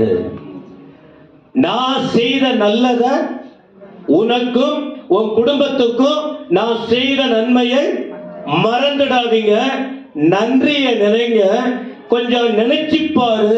ஆண்டவர் எப்பவுமே மற்றவங்க சொல்லி காட்டுவாங்க, ஆனா ஆண்டவர் நினைவுபடுத்துவார். ஆமென். சொல்லுங்க. மற்றவங்க குத்தி காட்டி சொல்லி காட்டி மனதை புண்ணாக்குவாங்க, ஆனா ஆண்டவரோ நினைப்பூட்டி இன்னும் சரியான வழியில் போக வேண்டும் என்று இடைப்படுகிறவர் தான் நம்முடைய தேவன். தெய்வீகத்திற்கும் மனுஷிகத்துக்கும் உள்ள வித்தியாசத்தை நீங்கள் கவனிக்க வேண்டும். ದೈವಿಕವಾದ ಶಾರೀರಿಕವಾದ ರೀತಿಯಲ್ಲಿರುವಂತಹ ಕಾರ್ಯ ವ್ಯತ್ಯಾಸವನ್ನು ನಾವು ನೋಡಲು ಸಾಧ್ಯ. ದೇವರಲ್ಲಿ ಯಾಕೋಬನಿಗೆ ಹೇಳುವಂತದ್ದು, ನೀನು ನಾನು ನಿನಗೆ ಕೊಟ್ಟಿರುವಂತಹ ಕಾರ್ಯಗಳನ್ನು ಜ್ಞಾಪಕ ಮಾಡಿಕೋ, ಉಪಕಾರವನ್ನು ಮರೆತು ಹೋಗಬೇಡ, ಕೃತಜ್ಞತೆಯಾಗಿ ಇರು ಎಂಬುದಾಗಿ ಹೇಳುತ್ತಾರೆ. இப்ப என்ன சொல்றாரு? எழுந்து பெத்தேலுக்கு போகணும், அங்கே நீ போயிட்டு குடியிருக்கணும். மூன்றாவது, ஒரு பலிபீடத்தை கட்டணும். எழுந்திரு, பெத்தேலுக்கு போ, அங்க குடியிரு, ಬಲಿಪೀಡத்தை ಕಟ್ಟು. ಇಲ್ಲಿ ದೇವರು ಅವರಿಗೆ ಹೇಳುತ್ತಾರೆ, ನೀನು ಈ ಸ್ಥಳವನ್ನು ಬಿಟ್ಟು ಬೆತೇಲಿಗೆ ಹೋಗು, ಎರಡನೇದಾಗಿ ಅಲ್ಲಿ ವಾಸ ಮಾಡು, ಮೂರನೇದಾಗಿ ಯಜ್ಞವೇದಿಯನ್ನು ಕಟ್ಟಿಸು ಎಂಬುದಾಗಿ. 20 வருஷத்துக்கு மேல இவர் பெத்தேலை விட்டு வேற எங்கேயோ போய் குடியிருந்தார். 20 வருஷத்துக்கு மேல வேற இடத்துல போய் வாழ்ந்தார். இப்ப ஆண்டவர் இவரை வேற விதத்தில் நடத்தணும், உயர்த்தணும்னு ஆண்டவர் தீர்மானித்திருக்கிறார். ஆனா இந்த 20 வருஷத்துல மறந்து போயிட்டாரு. தேவன் பேசினதும் தேவன் உணர்த்தினதும் தான் யோசித்ததையும் யாக்கோபு என்ன செஞ்சிட்டாரு? ஏன்னா மனுஷ கோணம் மறதிதான் அல்ல, கண்டிப்பா நமக்கு தெரியும். அதனால்தான் அவர் செய்த சகல உபகாரங்களையும் மறக்காதீங்கன்னு சொல்றாரு. மறக்கிறவங்களுக்கு ஆண்டவர் சொல்றாரு, கொஞ்சம் நினைச்சு பாரு, நினைவில் கொள்ளுங்கள். தீமையை நினைவில் கொள்ளாது, நன்மையை நினைவில் கொள், அப்பொழுது உன்னை நன்மைக்கு ஏதுவாக கர்த்தர் நடத்துவார். ಕೆಟ್ಟದನ್ನು ಮನಸ್ಸಿನಲ್ಲಿ ಇಟ್ಟುಕೊಳ್ಳಬೇಡ, ಒಳ್ಳೆಯದನ್ನು ಜ್ಞಾಪಕ ಮಾಡಿಕೋ, ಯೆಹೋವನು ಮಾಡಿದ ಉಪಕಾರಗಳಲ್ಲಿ ಒಂದನ್ನು ಮರೆಯಬೇಡ ಎಂಬುದಾಗಿ ದೇವರು ಹೇಳುವಂತ ವಾಕ್ಯವನ್ನು ನಾವು ಓದುತ್ತೇವೆ. ಆದ್ದರಿಂದ ದೇವರಿಗೆ ಜ್ಞಾಪಕವನ್ನು ಹುಟ್ಟಿಸುವಂತ ದೇವರಾಗಿದ್ದಾರೆ. நிறைய ஆவிக்குரிய விளக்கம் போல நிறைய சொல்ல முடியும். நீங்க வசனத்தை படிச்சு உங்க அளவுக்கு தான் நான் சொல்லணும். இல்லைன்னா வார்த்தையா நாம நிறைய சொல்லணும்னா நேரமே பத்தாது, நமக்கு நேரமே பத்தாது. அதனால இருக்கிற வார்த்தையை மேலோட்டமா நேற்று சொன்னல, ஒரு செய்தினா எளிய முறையில் போதிக்கணும், எளிய முறையில் நீங்க கேட்கணும், பேசுறவங்களுக்கும் புரியணும், கேட்கிறவர்களுக்கும். அப்பதான் அதை பின்பற்றி வாழ முடியும் என்று நேற்று சொல்லிக் கொடுத்தோம். அதே போல நிறைய விஷயம் இருக்கு. அதனால ஈஸியா நாம புரிஞ்சுக்கிட்டா ಆಂಡವರಿಗಾಗಿ நாம வாழ முடியும். சத்தம் அல்லேலூயா சொல்ல முடியுமா? ದೇವರ ವಾಕ್ಯಗಳನ್ನು ಹೇಳುವಾಗ ಅದು ಸುಲಭವಾಗಿ ಹೇಳುವಾಗ ಅದು ನಾವು ಅರ್ಥ ಮಾಡಿಕೊಳ್ಳುತ್ತೇವೆ. ಆದ್ದರಿಂದ ವಿವರವಾಗಿ ಹೇಳಲು ಸಾಧ್ಯವಿಲ್ಲ. ಹೇಳುವಾಗ ಅರ್ಥ ಮಾಡಿಕೊಳ್ಳಿರಿ. ஆனா ஒரு வார்த்தை நீங்க கவனிங்க. ஆண்டவர் மறந்துடுவார், ஆனா மனுஷன் தான் மோசம், அவர் அப்படியே மனுஷன் தான் மைண்ட்லயே வச்சுக்குவான்னு நினைப்பீங்க. ஆண்டவரும் எல்லாத்தையும் ஞாபகத்துல வச்சிருப்பார். தேவை வரும்போது சொல்லி காட்டுவார். விளங்குதுங்களா? மனுஷனே உள்ளத்துல வச்சுக்கிட்டு அப்பப்போ சுட்டி காட்டும் போது ஆண்டவர் விட்டுருவாரா? ஆனா ஆண்டவர் உணர்த்தி காட்டுவது எதற்குன்னா, தப்பு செய்வதற்கல்ல, காயப்படுவதற்கல்ல, உடைந்து போவதற்கல்ல, வாழ்க்கையை கட்டி எழுப்புவதற்கு தான் சில காரியத்தை ஆண்டவர் சுட்டி காட்டி நம்மை தெளிவாக்குவார். ನಾವು ಅನೇಕ ಸಾರಿ ಹೇಳುತ್ತೇವೆ, ನಾವು ತಪ್ಪು ಮಾಡುವಾಗ ದೇವರು ಅದನ್ನು ಮರೆತು ಹೋಗುತ್ತಾರೆ, ಮನುಷ್ಯರು ಅದನ್ನು ಚುಚ್ಚಿ ಮಾತನಾಡುತ್ತಾರೆ ಎಂಬುದಾಗಿ ಇಲ್ಲ. ದೇವರು ಎಲ್ಲವನ್ನು ಜ್ಞಾಪಕದಲ್ಲಿ ಇಟ್ಟುಕೊಂಡು ಅಗತ್ಯವಿರುವಾಗ ಅದನ್ನು ಉದಾಹರಣೆಯಾಗಿ ಹೇಳಿಕೊಡುತ್ತಾರೆ. பெத்தேலுக்கு போ, நல்ல ஆலோசனைதான். எழுந்திரு, பெத்தேலுக்கு போ, நல்ல வார்த்தை. ನೀನು ಎದ್ದು ಬೆತೇಲಿಗೆ ಹೋಗು, ಅಲ್ಲಿ ವಾಸ ಮಾಡು ಎಂಬುದು ಒಳ್ಳೆಯ ಮಾತು. நீ அங்க போயிட்டு குடியிரு என்று சொல்வது கூட பெத்தேல் ஓரத்துல இருக்கிறது நல்லது தானே, பின்னால பேசுவோம். அதனால தான் அந்த ஆண்டவர் பேசிக்கிட்டு இருக்காரு. ஓகே, பெத்தேல் கிட்ட நீங்க குடியிருங்க அப்படின்னு அவர் சொல்றாரு. நல்ல ஒரு அனுபவம் தான். ಬೆತೇಲಿಗೆ ಹೋಗಿ ಅಲ್ಲಿ ನೀನು ವಾಸ ಮಾಡು ಎಂಬುದು ಒಂದು ಒಳ್ಳೆಯ ಕಾರ್ಯವಾಗಿರುತ್ತದೆ. நான் தானே உன்னோட பேசுனேன், அதையும் நினைப்பூட்டுகிறார். நல்லது. ನಾನೇ ನಿನಗೆ ದರ್ಶನ ಕೊಟ್ಟನಲ್ಲ ಎಂಬುದಾಗಿ ಹೇಳುವುದು ಅದು ಒಳ್ಳೆಯದು. அங்க போயிட்டு ஒரு பலிபீடத்தை கட்டு. பலிபீடம் என்பது தெய்வத்தோடு இணைக்கின்ற ஒன்று. தன்னை தேவனுக்கு ஒப்பு கொடுக்கவும், தேவனை முழுமையாக தேவனுக்கு நம்மை அர்ப்பணித்து அவரை நம் பக்கம் கிட்ட வைத்து அவரும் நாமும் இணைந்து ஐக்கியப்படுவதற்குரிய ஒரு அனுபவம் பலிபீடத்தில் படைத்தல் என்பது. இனி நான் அல்ல, எல்லாம் ஆண்டவர் தான் என்ற முழு நம்பிக்கை வைத்து வாழ்வதற்குரிய உணர்வு தான் பலிபீடத்தை கட்டுகிற அனுபவம். பரலோகத்திற்கு இணைக்க, தேவ சித்தத்தை நிறைவேற்ற, நாம் கர்த்தருடைய ஆசீர்வாதங்களை பெற்றுக்கொள்ள இந்த வழிமுறைகளை கர்த்தர் வைத்திருக்கிறார் என்பதை புரிந்து கொள்ள முடியும். ಯಜ್ಞವೇದಿಯನ್ನು ಕಟ್ಟಿಸು ಎಂಬುದಾಗಿ ಹೇಳುತ್ತಾರೆ. ಯಜ್ಞವೇದಿ ಎಂಬುದಾಗಿ ನೋಡುವಾಗ ನಮ್ಮನ್ನು ಸಂಪೂರ್ಣವಾಗಿ ಆತನ ಪಾದದಲ್ಲಿ ಒಪ್ಪಿಸಿಕೊಡುವುದು, ಆತನೊಟ್ಟಿಗೆ ನಾವು ಹೊಂದಾಣಿಕೆ ಮಾಡಿಕೊಳ್ಳುವುದು, ನಾವು ಒಪ್ಪಿಸಿಕೊಡುವುದು ಒಳ್ಳೆಯದು ಎಂಬುದಾಗಿ ನೋಡುತ್ತೇವೆ. இன்னொரு காரியம் தான் யோசித்து பார்த்த ஆண்டவர் எல்லாத்தையும் ஞாபகத்தில் வைத்திருப்பார். தேவையுள்ள நேரத்தில் தேவையுள்ளவரிடத்தில் என்ன செய்வார்? இந்த வார்த்தையை நீங்க பார்க்கணும். அங்கே இல்ல, நீ உன் சகோதரனாகிய ஏசாவின் முகத்திற்கு விலகி ஓடி போகிற போர். இது அவசியம் இல்லை தானே? ஏன் ஆண்டவர் சொல்றாரு? அதான், திரும்ப நீ விலகி போக கூடாது. எந்த நிலையில் நீ இருக்கும்போது உன்னை நான் சந்தித்தேன், உன் நிலைமை எப்படி இருந்தது, நான் உன்னை சந்தித்து உன்னை பெயர் சொல்லி அழைத்து உனக்கு நல்வழியை காட்டி இதுவரைக்கும் எப்படியெல்லாம் உன்னை நடத்தி கொண்டிருக்கிறேன். அதனால இதை மறந்துடாத. உன் அண்ணனுக்கு நீ செய்த செயல் மறந்துடாத. நீ பாதிக்கப்பட்ட அந்த நிலையை மறந்துடாத.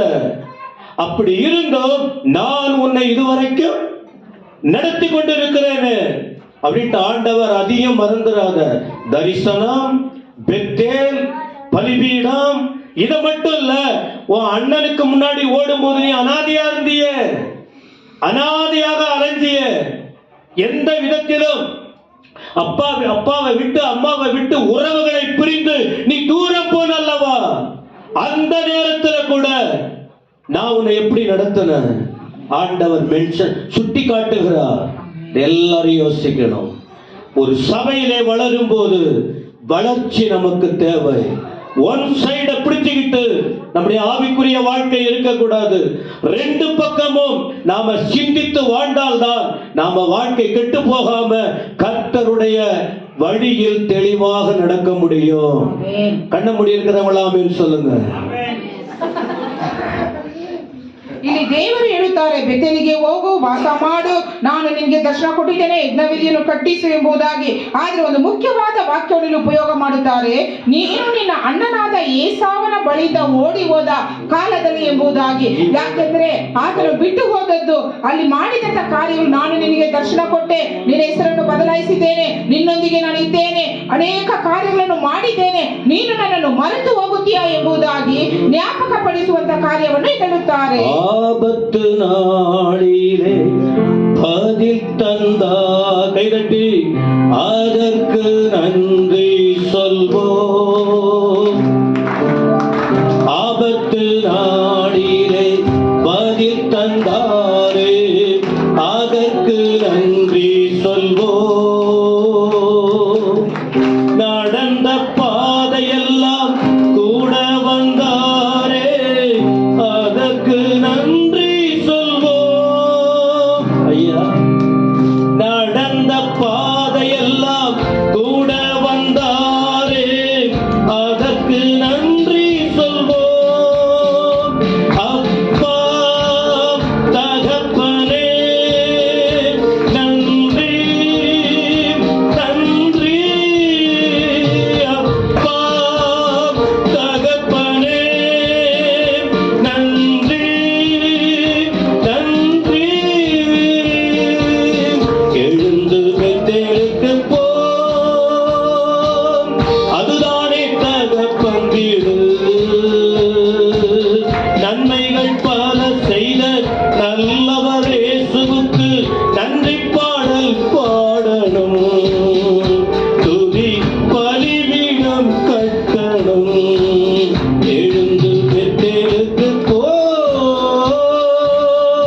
சத்தமாலையிலே சொல்லுங்க. இப்போ இன்னைக்கு ஒரு காரியத்தை நீங்க ஞாபகம் வச்சுக்கணும். என்ன தெரியுமா? என்னது? ஆண்டவர் செய்த நன்மைகளை மறந்துவிட.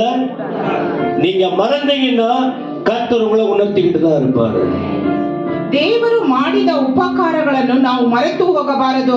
ಒಂದು ವೇಳೆ ಮರೆತು ಹೋದರೆ ಆತನು ನಮಗೆ ಗ್ರಹಿಕೆಯನ್ನು ಕೊಡುತ್ತಾ ಇರುತ್ತಾರೆ. 2024 நாம் எல்லாம் அங்க வந்திருக்கோமே, ஒரு 10 வருஷம் 20 வருஷம் 30 வருஷத்துக்கு முன்ன உங்க வாழ்க்கை நிலையை யோசித்து பாருங்க.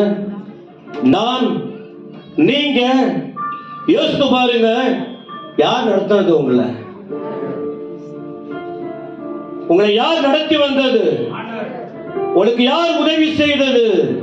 அதை நினைச்சு வாழ்வதற்கு தான் இப்படிப்பட்ட கூடுகையில உங்களை கொண்டு வந்து கர்த்தர் அவ்வப்போது பேசி பேசி பேசி விலகி போகாதே. கர்த்தர் காட்டுகிற வழியில் ஓடி அவர் இடத்துல நின்று நீ ஆசீர்வாதமா இருக்கணும் கர்த்தர் பேசிக் கொண்டிருக்கிறார். 2024ನೇ ವರ್ಷದಲ್ಲಿ ನಾವೆಲ್ಲರೂ ಒಟ್ಟಾಗಿ ಕೂಡಿ ಬಂದಿದ್ದೇವೆ. ಆದರೆ ಕಳೆದ 10, 20, 30 ವರ್ಷಗಳ ಹಿಂದೆ ನಮ್ಮ ಅನುಭವವು, ನಮ್ಮ ಪರಿಸ್ಥಿತಿ ಯಾವ ರೀತಿ ಇತ್ತು ಎಂಬುದಾಗಿ ಸ್ವಲ್ಪ ನಾವು ಯೋಚಿಸುವುದಾದರೆ ಅದು ಬಹಳ ವ್ಯತ್ಯಾಸವಾಗಿರುತ್ತದೆ. ಆದರೆ ದೇವರ ಕೃಪೆಯಿಂದ ಆತನು ನಮ್ಮನ್ನು ನೆನೆಸಿ ಇಲ್ಲಿ ಕೂಡಿಸಿದ್ದಾರೆ. ஏன் நினைப்புட்டாருன்னா, பெத்தேல்ல போய் கட்டுறதுக்கு பதில் கானான்ல போய் பலிபீடம் கட்டியிருக்காரு. கானான்ல அவர் பலிபீடத்தை கட்டும்படி ஆண்டவரை கண்ட இடம், ஆண்டவர் சத்தம் கேட்ட இடம், தேவனோடு தொடர்பு கொண்ட இடம் பெத்தேலை தவிர கானான் அல்ல. ஆனா இந்த இடத்துல இவர் கானான்ல போய் பலிபீடத்தை கட்டியிருக்காரு. அப்போ மறந்து போய் தானே வேற இடத்துல பண்றாரு. ஆண்டவர் சொன்னத, ஆண்டவர் செய்த நன்மைகளை மறந்து இன்னொரு இடத்துல போய் கட்டுறார். வசனம் வேணுமா? வசனம் 33ஆம் அதிகாரம் 19-20. அங்க போயிட்டு ஒரு பலிபீடம் கட்டி ஒரு பேர் வைக்கிறாரு, எல் எலோஹே. கானான்ல போயிட்டு பலிபீடத்தை கட்டி எல் எலோஹே. கரண்ட் இருக்குதானே? ஃபேன் போடுங்க. இப்படி வேகுது எல்லாம். ஐயோ, எல்லாரும் போட்டு விடுங்க. எல் எலோஹே அப்படின்னு பேர் வைக்கிறார். ದೇವರು ಆತನಿಗೆ ಬೆತೇಲಿನಲ್ಲಿ ಯಜ್ಞವೇದಿಯನ್ನು ಕಟ್ಟಬೇಕು ಎಂಬುದಾಗಿ ಹೇಳಿದರು. ಆದರೆ ಯಾಕೋಬನು ನೋಡುವಾಗ ಆದಿಕಾಂಡ ಪುಸ್ತಕ 33ನೇ ಅಧ್ಯಾಯ 19-20 ವಚನಗಳನ್ನು ಓದುವಾಗ ಅಲ್ಲಿ ಕಾನಾನ್ ದೇಶದಲ್ಲಿ ಒಂದು ಯಜ್ಞವೇದಿಯನ್ನು ಕಟ್ಟಿ ಅದಕ್ಕೆ ಹೇಲೆ ಲೋಹಿ ಇಸ್ರಾಯೇಲ್ ಎಂಬುದಾಗಿ ಹೆಸರಿಡುತ್ತಾರೆ. அப்போ எல் எலோஹே அப்படின்னா என்ன அர்த்தம்? தேவன் இஸ்ரவேலி தேவன். இந்த பலூன் வெடிக்கிட்டோம். தேவன் இஸ்ரவேலின் தேவன். எல் எலோகே அப்படின்னா தேவன். ஆனா அவர் யாரு? இஸ்ரவேலின் தேவன். ஆனா நீ கானான்ல போய் கட்டிக்கிட்டு இருக்க. நீ போக வேண்டிய இடம் வேறு ஒரு இடம் என்பதை நினைவுபடுத்தும்படி ஆண்டவர் இந்த காரியத்தை செய்கிறார். ಎಲ್ ಎಲೋಹಿ ಎಂಬುದಾಗಿ ಇರುವುದಾದರೆ ಅದು ದೇವರೇ ಇಸ್ರಾಯೇಲಿನ ದೇವರು ಎಂಬುದಾಗಿ ಅರ್ಥವಾಗಿರುತ್ತದೆ. ಬೆತೇಲಿನಲ್ಲಿ ಯಜ್ಞವೇದಿ ಕಟ್ಟು ಅಂದರೆ ಕಾನಾನ್ ದೇಶದಲ್ಲಿ ಹೋಗಿ ಅದನ್ನು ಕಟ್ಟುತ್ತಾರೆ. சரி, ஏன் பெத்தேல்ல போய் நீ எழுந்து பெத்தேலுக்கு போனியா சொல்றாரு? ஏன் பெத்தேலுக்கு போக சொல்றாரு? ஆதியாகமம் 28:22 பாருங்க, நிறைய இருக்கு அந்த பகுதி. அதை மட்டும் பேசினா நிறைய அறிந்து கொள்ள முடியும். அது அந்த கடைசி வார்த்தையை மட்டும் நாம் எடுத்துக்கொள்றோம். ஆதியாகமம் 28:22.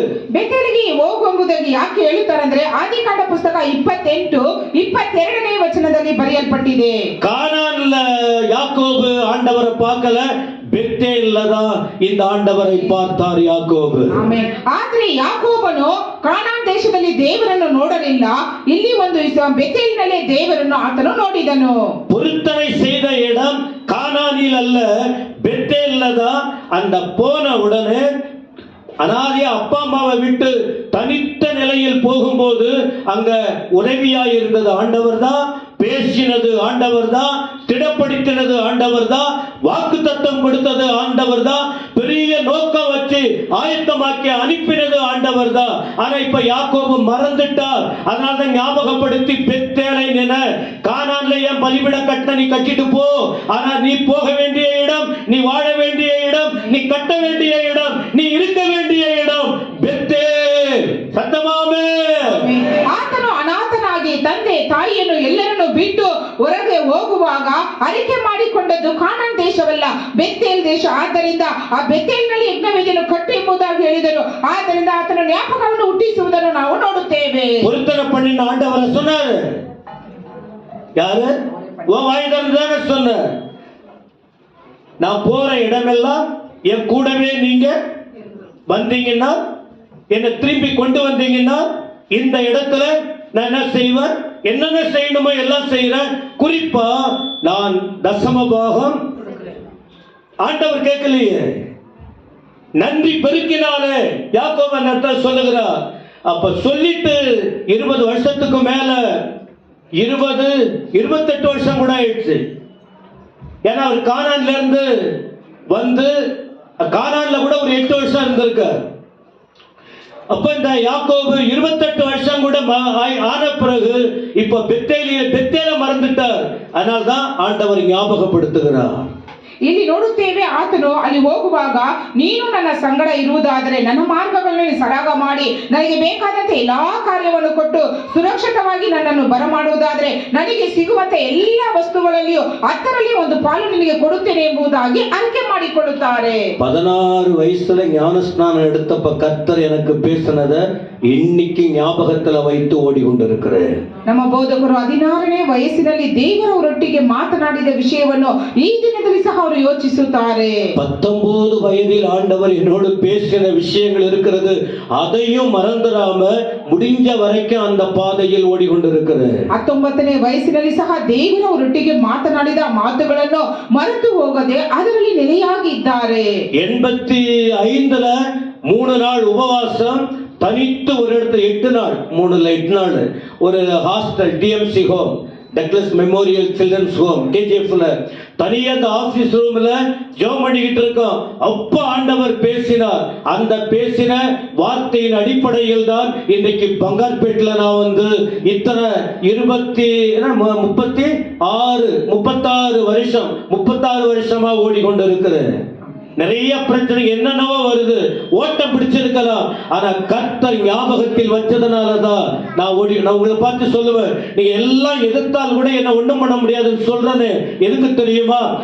அழைத்தவரின் பாதையில் நடக்கிறதுனால யாரு என்ன சொன்னாலும் நான் தோற்று போக முடியாது. தோல்வி போல வரும், ஆனால் சொன்னவர் வார்த்தையில் நின்றால் அங்கே வெற்றி மேல வெற்றி கிடைக்கும். கையை தட்டி கர்த்தருக்கு எல்லாரும் ஜோரா.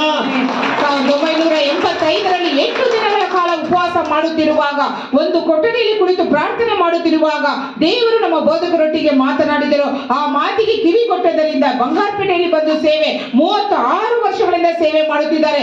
ಎಷ್ಟೋ ಕಷ್ಟ ಅಥವಾ ವೇದನೆಗಳು ಏನು ಬಂದರೂ ಅವರು ನೆಲೆಯಾಗಿ ನಿಂತುಕೊಳ್ಳುವುದು ಯಾಕೆಂದ್ರೆ ದೇವರು ಅವರ ಜೊತೆ ಇರುವುದರಿಂದ. குப்பம் ரயில்வே ஸ்டேஷன் பக்கத்துல ஜனதா ஹவுஸ், அங்க போயிட்டு வீடு எடுத்து ஊழியம் தொடங்கிது. ஆண்டவர் அங்க போன ஆத்துமாக்களை சந்திச்சோம். ஆண்டவர் அனுமதிக்கவில்லை, அந்த இடத்தை விட்டுட்டார். ಕುಪ್ಪಂ ಆ ಒಂದು ಭಾಗದಲ್ಲಿ ಹೋಗಿ ಒಂದು ಮನೆಯನ್ನು ತೆಗೆದುಕೊಂಡು ಬಾಡಿಗೆಗಾಗಿ ಅಲ್ಲಿ ಸೇವೆ ಮಾಡುವುದಕ್ಕೆ ಪ್ರಾರಂಭ ಮಾಡಿದರು. ಆದರೆ ದೇವರಲ್ಲಿ ಮಾಡುವುದಕ್ಕೆ ಒಪ್ಪಿಸಿಕೊಡಲಿಲ್ಲ. காட்பாடிக்கு மேல கரும்பு விற்கிற ஏதோ ஒரு இடம் மறந்துட்டேன். அங்க போயிட்டு வீடை எடுத்துட்டேன். வீடை எடுத்து அங்க போய் ஊழியம் செய்யணும்னு இருந்த, அங்கேயும் தேவன் வைக்கல.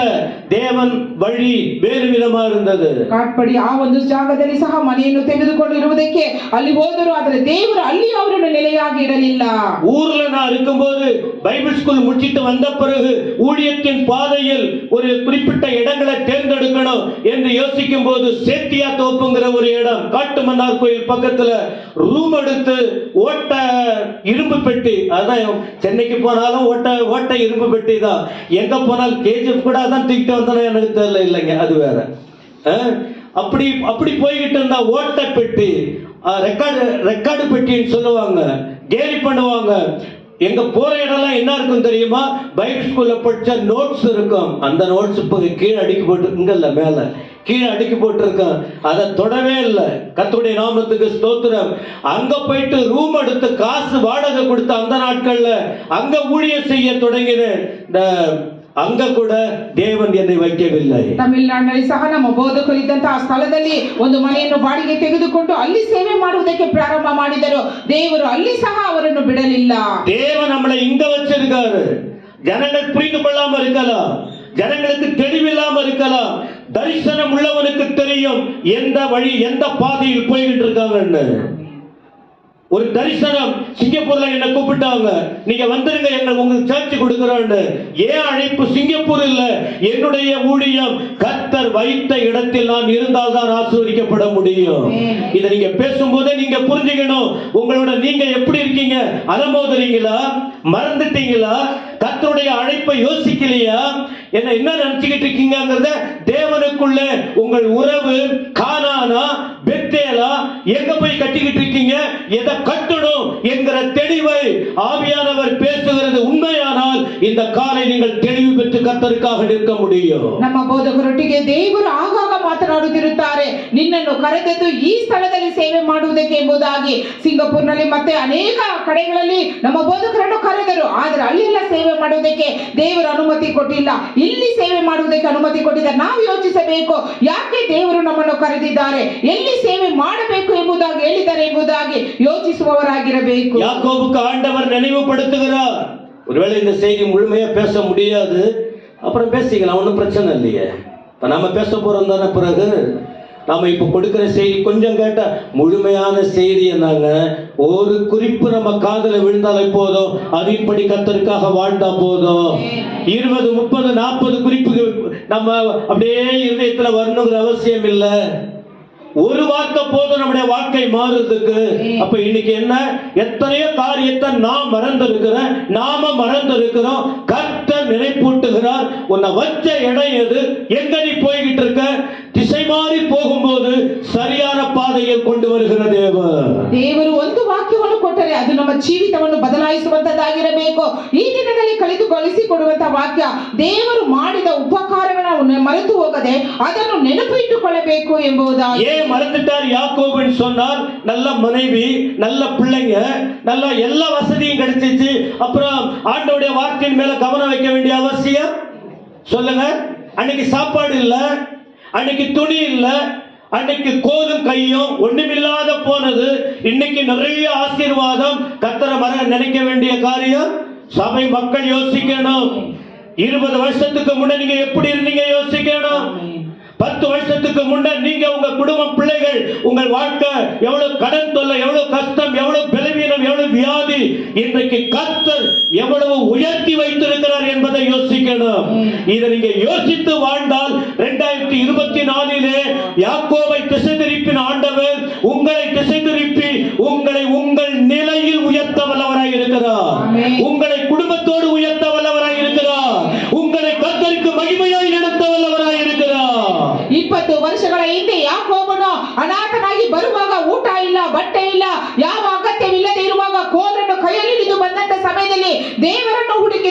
ಆದರೆ ಈಗ ಆತನು ತನ್ನ ಮಾವನ ಬಳಿಗೆ ಬಂದಾಗ ಒಳ್ಳೆಯ ಹೆಂಡತಿ, ಮಕ್ಕಳು, ಐಶ್ವರ್ಯ, ಸಂಪತ್ತು ಇದ್ದದರಿಂದ ದೇವರನ್ನು ಮರೆತು ಹೋದರು. ನಮ್ಮ ಜೀವಿತದಲ್ಲಿ ನಾವು ಹಿಂದೆ ನೋಡುವುದಾದರೆ ಎಷ್ಟೋ ಕಷ್ಟಗಳಲ್ಲಿ ನಾವಿದ್ದೆವು, ಸಾಲದ ಬಾಧೆಯಲ್ಲಿದ್ದೆವು, ಬಲಹೀನತೆಯಲ್ಲಿ ಇದ್ದೆವು, ದುಃಖದಲ್ಲಿ ಇದ್ದೆವು, ಕಣ್ಣೀರಿನ ಅನುಭವಗಳು. ಆದರೆ ದೇವರು ನಮಗೆ ಈ ದಿನದಲ್ಲಿ ಎಷ್ಟು ಉಪಕಾರಗಳನ್ನು ಮಾಡಿದ್ದಾರೆ. ಒಳ್ಳೆಯ ರೀತಿಯಲ್ಲಿ ಆತನ ಸಮ್ಮುಖದಲ್ಲಿ ನಾವು ಕುಳಿತಿದ್ದೇವೆ.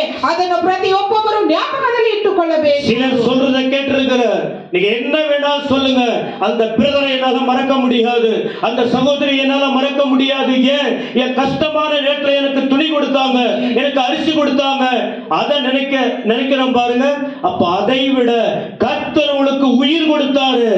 மனுஷன் செய்யற நன்மையையும் மறக்க கூடாது, மனுஷன் கொடுத்த நன்மைகளையும் மறக்க கூடாது. என்னத்த வாரி கொடுத்துட்டாங்க அந்த யோசனை வரக்கூடாது. ஒரு ஆபத்து உங்களுக்கு தண்ணி கொடுத்தாங்களே, மனுஷன் செய்த நன்மையும் நீங்கள் மறக்க கூடாது. அதே நேரத்தில் ஆண்டவர் சுகத்தையும் பலத்தையும் ஜீவனையும் கொடுத்து ஒண்ணுமில்லாத இருக்கிற நிலையில் இன்னைக்கு உயர்த்தி வைத்திருக்கிறாரு. அதையும் நீங்கள் நினைத்து கர்த்தருக்கு நன்றி சொல்ல வேண்டும். ಮನುಷ್ಯರು ಮಾಡಿದ ಉಪಕಾರಗಳನ್ನು ಸಹ ನಾವು ಮರೆತು ಹೋಗಬಾರದು. ಉಪಕಾರವನ್ನು ಪಡೆದುಕೊಂಡು ಇವರು ಏನು ಮಾಡಿದರೆ ಎಂಬ ಪ್ರಶ್ನೆ ಮಾಡಬಾರದು. ಒಂದು ಗ್ಲಾಸ್ ನೀರು ಕೊಟ್ಟರು ಸಹ ಅದಕ್ಕೆ ಕೃತಜ್ಞತೆ ಉಳ್ಳವರಾಗಿರಬೇಕು. ಅದಕ್ಕೆ ಮೇಲಾಗಿ ದೇವರು ನಮಗೆ ಜೀವವನ್ನು ಕೊಟ್ಟಿದ್ದಾರೆ, ಲೋಕದಲ್ಲಿ ಜೀವಿಸಿಕೆ ಬೇಕಾದಂತ ಕಾರ್ಯಗಳನ್ನು ಕೊಟ್ಟಿದ್ದಾರೆ. ಅದನ್ನು ನೆನೆಸಿ ನಾವು ಕೃತಜ್ಞತೆ ಉಳ್ಳವರಾಗಿರಬೇಕು. யாக்கோபு கிட்ட நீ பொருத்தனை பண்ணுன்னு ஆண்டவர் சொல்லல, தசமபாகம் கொடுன்னு ஆண்டவர் சொல்லல, நீ இதெல்லாம் பண்ணுன்னு ஆண்டவர் சொல்லல. இவரே வாயை திறந்து சொன்னார். உன்னை கவனிக்கிறீங்களா? அவசரத்துல நான் இதை செய்யறேன்னு வாயை திறந்துட்டீங்கன்னா அதை கண்டிப்பா நிறைவேற்ற வேண்டும். அல்லேலூயா சொல்லுங்க. அதை நிறைவேற்ற வேண்டும். ಆದ್ರೆ ಯಾಕೋಬನಿಗೆ ದೇವರು ಹೇಳಲಿಲ್ಲ, ನಿನ್ನ ಸಂಪಾದನೆಯಲ್ಲಿ, ನಿನ್ನ ಆಸ್ತಿಯಲ್ಲಿ ದೇವರಿಗೆ ನಿನ್ನ ಹತ್ರನೊಂದು ಕೊಡು ಎಂಬುದಾಗಿ, ಅರಿಕೆ ಮಾಡು ಎಂಬುದಾಗಿ ಹೇಳಲಿಲ್ಲ. ಆದರೆ ಆತನು ಮಾಡಿದ್ದು ಒಂದು ಹೇಳುತ್ತೇವೆ, ನಾವು ಅವಸರ ಪಟ್ಟು ಬಾಯಿಂದ ಅರಿಕೆ ಮಾಡಿದರೆ ಅದನ್ನು ನೆರವೇರಿಸಲೇಬೇಕು. துணியில்லாத கஷ்டப்பட்ட நான் பல முறை சொல்லி இருக்கிறேன்.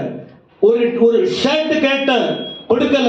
அன்றைக்கு தீர்மானித்து கடவுள் என்ன நடத்தி வரும்போது எனக்கு உயிருள்ள வரைக்கும் கர்த்தர் கொடுக்கிற காசை ஏழையான ஜனங்கள், நம்ம ஒண்ணு பணக்காரன் அல்ல, நம்மால் முடிந்ததை யாருக்காவது ட்ரெஸ் வாங்கி கொடுக்கணும். அதே போல சாப்பிடுறதுக்கு சரியான சாப்பாடு சில நேரத்தில் இல்லாததுனால கடை தெருவில் வாழைப்பழ தோல் கீழே கிடக்கும், மாடெல்லாம் மிதிச்சிருக்கும்.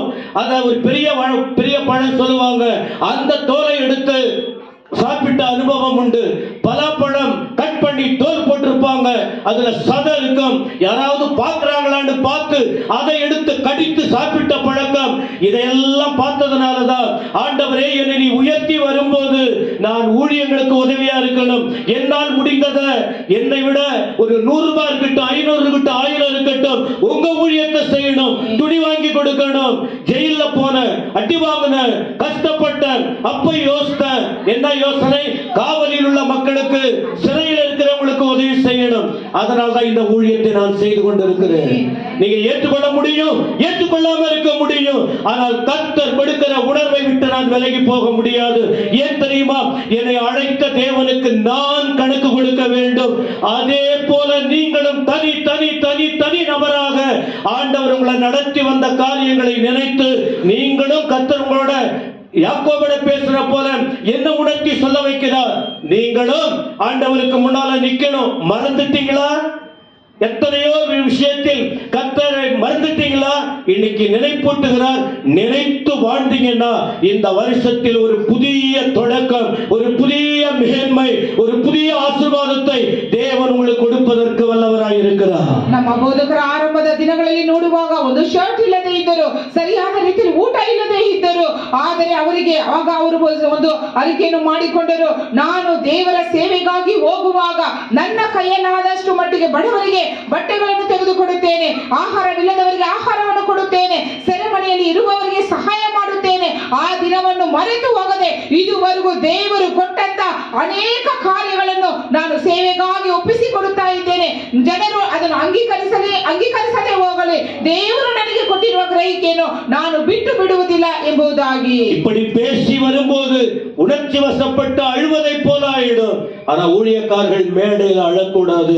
ஆண்டுடைய சமூகத்தில் விழுந்து இதையெல்லாம் யோசித்து கண்ணீர் விடுகிற அனுபவம் எனக்கு உண்டு. இந்த கண்ணீர் விட்டு அழுவதனால தான் இன்னைக்கு கர்த்தர் இந்த சாட்சியை பல இடங்கள்ல போய் சொல்லணும். ஆத்துமாக்கள் தொடப்படுவாங்க, ஏழைகள் உயிர்ப்பிக்கப்படுவாங்க, கைவிடப்பட்டவங்க காக்கப்படுவாங்க, விலகி போனவங்க தப்பு செய்தவங்களை கூட நான் ஒதுக்க கூடாதுன்னு சொல்றேன். எதுக்கு தெரியுமா? ஒதுக்கியாச்சுன்னா அவங்க ஆத்துமா கெட்டுடும். அவர்களுக்கும் ஆண்டோடைய வார்த்தையை சொல்லி ஆண்டோடைய அன்புக்குள்ள இணைக்கணும்னு சொல்லி பல இடத்துக்கு ஆண்டவர் கொண்டு போகிறதின் நோக்கம் அதுதான். உங்களுக்கும் அந்த உணர்வை இப்பொழுது சொல்லிக் கொண்டிருக்கிறோம், ಆವಿಯಾನವರ ತುಣೆಯೋಡು. ಈ ರೀತಿಯ ಅನುಭವಗಳನ್ನು ನಾವು ನೆನೆಸುವಾಗ ಅವರಿಗೆ ಅಳು ಬರುತ್ತದೆ. ಆದರೆ ವೇದಿಕೆ ಮೇಲೆ ದೇವ ಸೇವಕರು ಅಳಬಾರದು. ಆದರೆ ವೈಯಕ್ತಿಕವಾಗಿ ಒಬ್ಬಟ್ಟಿಗರಾಗಿ ಇರುವಾಗ ದೇವರು ಮಾಡಿದಂತ ಉಪಕಾರವನ್ನು ನೆನೆಸಿ ಅವರು ಅಳುತ್ತಾರೆ. ದೇವರು ಕೊಟ್ಟಿರುವ ಕರುವಿಕೆಯಲ್ಲಿ ಅವರು ನಂಬಿಕಸ್ಥರಾಗಿದ್ದಾರೆ. ಅನೇಕ ಕಡೆಗಳಲ್ಲಿ ಸೇವೆಗೆ ಹೋಗುವಾಗ ದೇವರು ಮಾಡಿದ ಉಪಕಾರವನ್ನು ಹೇಳಿ ಕೃತಜ್ಞತೆ ಸಲ್ಲಿಸುವವರಾಗಿದ್ದಾರೆ. ಯಾವುದು பொருத்தனை செஞ்சீங்கன்னா ஞாபகத்தில் கொண்டு வரணும். நான் நேற்று ஒரு ஜபத்துக்கு போயிருந்தேன். டேங்க் பிளாக்ல ஒரு சகோதரி ஊழியம் செய்கிறாங்க. பர்கூர் பகுதியில் போயிட்டு 100 குஷ்டரோகிகளுக்கு அங்கே இருந்த ஜனங்களுக்கு துணி வாங்கி கொடுத்துருக்காங்க. இன்னும் நிறைய செஞ்சுருக்காங்க. வேலை இல்லை, கணவன் இல்லை, கல்யாணமே ஆகலை, தரிசனம். பாஸ்டும் கைவிட்டாரு, தரிசனம். அந்த ஆண்டவர் பேசுனதுல நிக்கிறாங்க. அதெல்லாம் கேட்கும்போது சந்தோஷமா இருக்கு. இப்படிதான் நாம ஒவ்வொருவரும் தெய்வ திட்டத்துக்குள் நின்று கர்த்தரையோ அழைப்பு இல்லாம தேவன் யாரையும் நம்ம உங்களை அழைக்கல, நடக்கல, எல்லாரையும் அழைத்திருக்கிறார். நீங்களும் இப்போ ஒரு 100-200 பேருக்கு நம்ம துணி வாங்கி கொடுக்குறோன்னு வச்சுங்க. இந்த வருஷம் முடிவில் நீங்க யோசிக்கணும், ஐயா நான் 2 பேருக்கு துணி வாங்கி கொடுக்கிறேன், நான் உங்களுக்கு கொடுக்கிறேன், நீங்க என்கிட்ட காசு கொடுங்க, நாம இன்னும் நிறைய ஜனங்களுக்கு கொடுப்போம். ಕರ್ತನಿಗೆ ಪ್ರಿಯಪಡುವ ನೆಲ ಒಳರணும். ಎದುರಿನಲ್ಲಿ ಬೋಧಕರು ಸೇವೆಗಾಗಿ ಹೋಗುವಾಗ ಅಲ್ಲಿ ಒಬ್ಬ ಸಹೋದರಿ ಮದುವೆ ಆಗಿಲ್ಲ, ಕೆಲಸವಿಲ್ಲ, ಆದರೆ ದೇವರ ಕರುವಿಕೆಯಲ್ಲಿ ಅವರು ನಂಬಿಕಸ್ಥರಾಗಿ ನಿಂತಿದ್ದಾರೆ. ಬರ್ಗೂರ್ ಭಾಗದಲ್ಲಿ ಹೋಗಿ 100 ಕುಷ್ಠರೋಗಿಗಳಿಗೆ ಬಟ್ಟೆಯನ್ನು ಕೊಟ್ಟಿದ್ದಾರೆ. ಇನ್ನೂ ಅನೇಕ ಸೇವೆಗಳನ್ನು ಅವರು ಮಾಡುತ್ತಿದ್ದಾರೆ. ಇದೆಲ್ಲ ಹೇಗೆ? ದೇವರಲ್ಲಿ ಅವರು ಬೇಡಿ ಅವರು ಮಾಡುವಂತ ಅರಿಕೆಗಳನ್ನು ನೆರವೇರಿಸುತ್ತಿದ್ದಾರೆ. ಆದರೆ ನಮ್ಮ ಸಭೆಯಲ್ಲಿ ಸಹ ನಮ್ಮ ಬೋಧಕರು ವರ್ಷದ ಕೊನೆಯಲ್ಲಿ ಅನೇಕ ಕಾರ್ಯಗಳನ್ನು ಮಾಡುತ್ತಾರೆ. ನಾವು ಒಂದು ಅರಿಕೆ ಮಾಡಿಕೊಳ್ಳೋಣ, ಈ ವರ್ಷ ನನ್ನ ಪಾಲು ಸಹ ಒಂದು ಇರಲಿ ಎಂಬುದಾಗಿ ಈಗಲಿಂದಲೇ ನಾವು ದೇವರ ಬಳಿಗೆ ಪ್ರಾರ್ಥಿಸೋಣ. பொருத்தனை செய்தால் அதை நிறைவேற்ற வேண்டும். ನಾವು ಅರಿಕೆ ಮಾಡಿದರೆ ಅದನ್ನು ತೀರಿಸಬೇಕು. பிரசங்கி புஸ்தகம் 5ஆம் அதிகாரம் 4-5. பிரசங்கி 5ஆம் அதிகாரம் 4-5. சத்தமா படிச்சா நல்லா தான் இருக்கும்னு நினைக்கிறேன். நான் முடிவுக்கு வருகிறேன். இன்னும் 3 குறிப்பு நல்லா இருக்கும். நல்லா அந்த அடுத்த 3 குறிப்பு பார்க்கும்போது நம்முடைய லைஃப்பை நிறைய இருக்கு வார்த்தை. அது அப்புறம் நான் ஒரே நேரத்தில் எல்லாம் வந்ததுனால நல்லா தான் இருந்திருக்கும். நான் சீக்கிரமாக முடிக்கலான்னு பார்க்குறேன். இந்த ஜப முடிவில் பாஸ்டர் ஜான் சாமியல் வந்து அவர் உள்ளத்தில் ஏதாவது ஆண்டவர் வார்த்தைகளை கொடுத்தா கொஞ்சம் சொல்லிட்டு நல்லா கடைசியில் கர்த்தரை துதிக்க போகிறோம். ஒரு 12:45 1 மணி வரைக்கும் கூட போகட்டும். அதனால தான் ஒரே குறிப்பில் நான் நிறுத்திட்டேன். அடுத்த 3 குறிப்பு 3 ஞாயிற்றுக்கிழமையில் பேசுவோம். அதான் உங்களுக்கு சொல்லியிருக்கேன், ஒரே நேரத்தில் எல்லாம் கொட்ட வேணாம், கொஞ்சம் கொஞ்சமாக கேட்டால் கூட ஆண்டுடைய மகிமையை உணருவோம். பிரசங்கி 5:4-5. ಪ್ರಸಂಗಿಯ ಪುಸ್ತಕ 5ನೇ ಅಧ್ಯಾಯ 4-5 ವಚನಗಳು. ನೀನು ದೇವರಿಗೆ ಅರಿಕೆಯನ್ನು ಕಟ್ಟಿದರೆ ಅದನ್ನು ತೀರಿಸಲು ತಡ ಮಾಡಬೇಡ. ಆತನು ಮೂಢರಿಗೆ ಹೊಲಿಯನು. ನಿನ್ನ ಅರಿಕೆಯನ್ನು ಒಪ್ಪಿಸು. ನೀನು ಅರಸಿಕೊಂಡು ತೀರಿಸದೆ ಇರುವುದಕ್ಕಿಂತ ಅರಿಕೆ ಮಾಡಿಕೊಳ್ಳದೆ ಇರುವುದು ವಾಸಿ. கொஞ்சம் எல்லாம் கவனிக்கிறீங்களா? நான் இதை 1ஆம் வசனத்தில் என்று சொல்றேன். தேவ சபைக்கு தேவாலயத்துக்கு போனீங்கன்னா உங்க நடையை காத்துக்கணும். கோயில் அசட்டையா நினைக்காதீங்க. ரொம்ப ஜாக்கிரதையா கிறிஸ்தவங்க வரணும். விளையாட்டுத்தனமா இருக்கக்கூடாது. 1ஆம் வசனம், தேவாலயத்துக்கு போகும்போது ஒரு நடை உடை முக்கியம் என்பதை புரிந்து கொள்ள வேண்டும். 1ನೇ ವಚನ ನೋಡುತ್ತೇವೆ, ದೇವಸ್ಥಾನಕ್ಕೆ ಹೋಗುವಾಗ ನಿನ್ನ ಹೆಜ್ಜೆಯನ್ನು ಗಮನಿಸು ಎಂಬುದಾಗಿ. 2ஆம் வசனத்துல தேவ சமூகத்தில் நீ வந்தால் துணிகரமா பேசக்கூடாது. அடுத்த வசனம், மனம் பதறி பேசாத, ஒரு வார்த்தையை சொல்லாத. ஆண்டவர் வானத்தில் இருக்கிறார், நீ பூமியில் இருக்கிறாய், ஆதலால் உன் வார்த்தைகள் சுருக்கமாய் இருப்பதாக. எல்லாம் அடுத்து நல்லா பேசுவோம், நிறைய ஆண்டவர் பேசுவார். அதுதான் நமக்கு ஆண்டவர் ஆயுசு நாள் கொடுக்கணும். கர்த்தருடைய ನಾಮத்திற்கு ಸ್ತೋತ್ರ. 2ನೇ ವಚನ, ಬಾಯಿ ದುಡುಕಬೇಡ, ದೇವರ ಮುಂದೆ ಮಾತನಾಡಲು ನಿನ್ನ ಹೃದಯದಲ್ಲಿ ಆತುರ ಪಡದಿರು. ದೇವರು ಆಕಾಶದಲ್ಲಿದ್ದಾನಲ್ಲವೇ, ನೀನು ಭೂಮಿಯಲ್ಲಿದ್ದಿ, ಆದ ಕಾರಣ ನಿನ್ನ ಮಾತುಗಳು ಕೊಂಚವಾಗಿರಲಿ. சொப்பன வருது, அந்த சொப்பனை பிசாசெல்லாம் விடுங்க. வாரம் எல்லாம் மாதம் எல்லாம் நீங்க படுற பாடு தொல்லை, அதனால சொப்பனை வருது. சொப்பனத்தை வச்சு தீர்மானிக்காதீங்க. கர்த்தருடைய வார்த்தை கேட்டு களி கூறுங்க. அடுத்த வசனம், 3வது வசனம். 3ನೇ ವಚನ ನೋಡುತ್ತೇವೆ, ನಾವು ಕನಸುಗಳನ್ನು ಇಟ್ಟುಕೊಂಡು ಅದಕ್ಕೆ ಪ್ರಯಾಸ ಪಡಬಾರದು, ದೇವರ ವಾಕ್ಯಗಳನ್ನು ಇಟ್ಟುಕೊಳ್ಳಬೇಕು. 4வது பொருத்தனை. யாருக்கு பொருத்தனை? என்னத்தை நேர்ந்து கொண்டீங்க, அதை செய்யாத போகிறத பாக்கிலும் நேர்ந்து கொள்ளாமல் இருப்பது நல்லது. நீங்க ஒன்னும் பொருத்தனை பண்ணலன்னா கூட பிரச்சனை இல்லை. ஆனா அந்நாள் பொருத்தனை பண்ணாங்க, அதன் பலன் அற்புதம் அவர்களுக்கு வந்தது. நிறைய பேர் பொருத்தனை செய்து ஜெபம் பண்ணி ஆண்டவர்ட்ட நன்மையை பெற்றிருக்காங்க. அது நாம கூட பொருத்தனை செய்து நாம ஆசீர்வதிக்கப்பட வாய்ப்புகள் இருக்கிறது. ನಾವು ಅರಿಕೆ ಮಾಡಿಕೊಳ್ಳದೆ ಇರುವುದು ವಾಸಿ, ಯಾಕೆಂದರೆ ಅದನ್ನು ತೀರಿಸದೇ ಇರುವಾಗ ಅದು ಕಷ್ಟ ಎಂಬುದಾಗಿ. ಆದರೆ ದೇವರ ಸಮ್ಮುಖದಲ್ಲಿ ಅಣ್ಣಳು ಅರಿಕೆ ಮಾಡಿ ಪ್ರಾರ್ಥನೆ ಮಾಡಿದರು, ದೇವರು ಅವರಿಗೆ ಅದ್ಭುತಗಳನ್ನು ಮಾಡಿದರು. யாக்கோபு பொருத்தனை என்ன செய்தார்? நிறைவேற்றினாரா? மறந்துட்டாரு. அதனாலதான் ஞாபகப்படுத்துறாரு. இன்னைக்கு நிறைய பேர் பல வருஷம் பொருத்தனை பண்ணீங்க, என்ன எங்க ஊழியருக்காக ஜெபிக்க போகிறேன். ஜெபிக்கிறீங்களா? கிராமங்களுக்கு நான் போகிறேன், போறீங்களா? சண்டே ஸ்கூல் எடுக்க போகிறேன், எடுக்கிறீங்களா? எல்லாம் இல்ல அவங்க முகத்தை பார்த்தேன், அதனால தான் விட்டுட்டேன். அவங்க முக்கியமா, ஆண்டவர் முக்கியமா? பொருத்தனையை நிறைவேற்ற ஒப்பு கொடுங்கள். ನಮ್ಮ ಸಭೆಯಲ್ಲಿ ಸಹ ನಾವು ಅನೇಕ ಅರಿಕೆಗಳನ್ನು ಮಾಡಿದ್ದೇವೆ. ನಾನು ಜೀವಂತವಾಗಿರುವವರೆಗೂ ನಮ್ಮ ಬೋಧಕರಿಗಾಗಿ ನಾನು ಪ್ರಾರ್ಥನೆ ಮಾಡುತ್ತೇನೆ, ಗ್ರಾಮಗಳಲ್ಲಿ ಹೋಗಿ ಸೇವೆ ಮಾಡುತ್ತೇನೆ, ಚಿಕ್ಕ ಮಕ್ಕಳ ಸೇವೆ ಮಾಡುತ್ತೇನೆ. ಅದರಲ್ಲಿ ನಾವು ನಂಬಿಗಸ್ತರಾಗಿರಬೇಕು. ಇಲ್ಲ ನಾನು ಅವರ ಮುಖವನ್ನು ನೋಡಿ ಈ ರೀತಿ ಬಿಟ್ಟು ಬಿಡುತ್ತೇನೆ. ಮನುಷ್ಯರನ್ನು ನೋಡುತ್ತೀಯಾ, ದೇವರನ್ನು ನೀನು ನೋಡುತ್ತೀಯಾ? புதாலயம் கட்டுறதுக்கு ஒண்ணுமே இல்லாத சூழ்நிலையில் 10 லட்சம் நான் கொடுப்பேன். ஒண்ணுமே இல்லை நம்ம கிட்ட, 10 லட்சம் நான் கொடுப்பேன் அப்படின்னு பொருத்தனை எனக்கு. ಹೊಸ ಆಲಯವನ್ನು ಕಟ್ಟುವುದಕ್ಕಾಗಿ ನಮ್ಮ ಬೋಧಕರ ಬಳಿಗೆ ಏನೂ ಇಲ್ಲ, ಆದರೆ 10 ಲಕ್ಷ ನಾನು ಕೊಡುತ್ತೇನೆ ಎಂಬುದಾಗಿ ಅವರು ಅರಿಕೆ ಮಾಡಿದ್ದಾರೆ. எதை வச்சு? இப்போ ஒரு வீடு கட்டி இருக்கோம், அந்த வீட்டை வித்துட்டு அந்த காசை நான் போடுறேன். அப்ப நம்ம அம்மா ஒருத்தவங்க சொன்னாங்க, 10 முறை சொல்லியிருப்பேன், அதை செய்யா ஃபர்ஸ்ட். பாவம் அவங்க இல்லை, தெரியாதுல்ல உங்களுக்கு?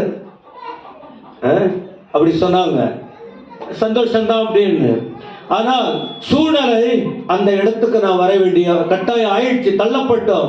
ஆண்டவர்ட்ட ஜெபம் பண்ண, நீ ஃபர்ஸ்ட் இதை ரெடி பண்ணு, ஆலயத்தை நான் கட்டி கொடுப்பேன், நீ விரும்புகிறபடியே நான் செய்வேன்னு சொன்னாரு. அப்போ 10 லட்சம் இல்ல, இன்னும் அதிகமாவே கொடுக்கிற அளவுக்கு வழி திறப்பார் என்று நான் விசுவாசிக்கிறேன்.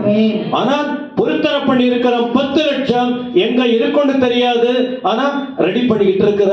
கண்டிப்பா நான் உங்களுக்கு சாட்சி சொல்லுவேன், நினைக்கிறதுக்கு மேல நான் கொடுப்பேன். இப்ப நீங்க அப்படி பொருத்தனை எத்தனை பேர் பண்ணிட்டீங்க? கொரோனாவுக்கு முன்னால ஏன் உங்களை உயிரோட வாழ வச்சிருக்கார் தெரியுமா? கொரோனா வரும்போது உங்களை உயிரோட வச்சிருக்கிறார்.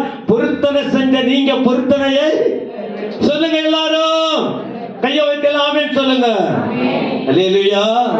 பொருத்தனை செய்து அதை நிறைவேற்ற வேண்டும். ನಮ್ಮ ಬೋಧಕರು ಯಾವುದನ್ನು ಇಟ್ಟು 10 ಲಕ್ಷ ಎಂಬುದಾಗಿ ಹೇಳಿದ್ರೆ, ಈಗ ಮನೆ ಕಟ್ಟಿದ್ದಾರೆ, ಆ ಸ್ಥಳವನ್ನು ಮಾರಿ ಅದಕ್ಕೆ ಕೊಡುತ್ತೇನೆ ಎಂಬುದಾಗಿ.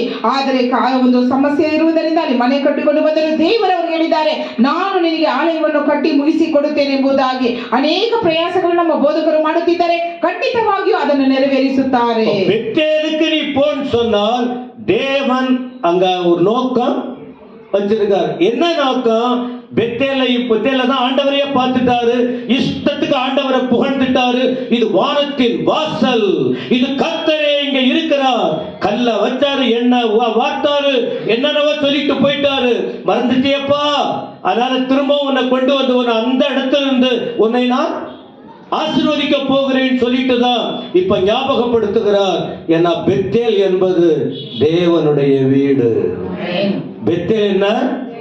தேவ வீட்டை மறந்தா சொல்லிடுங்க.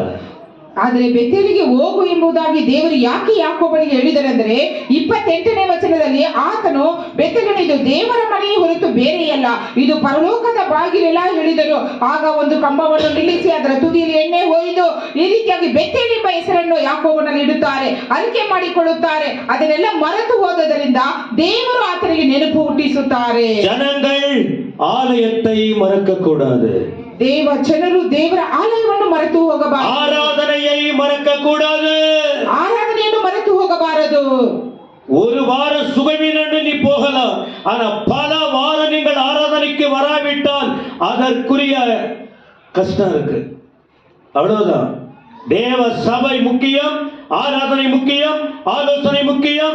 ஆண்டவர் இங்கே உலாவி கொண்டிருக்கிறார் தேவ சமூகத்தில். அதனால்தான் பெத்தேல் நேரம் மறந்து போன யாக்கோபை திசை திருப்பினது போல இந்த 28 வருஷம் இந்த ஆலயம் கட்டி பிரதிஷ்டை செய்து இந்த நாள்ல உங்க கவனத்தை, உங்க கண்ணை திறக்கிறார், உங்களை நல்ல நிலையில கொண்டு வரணும்னு.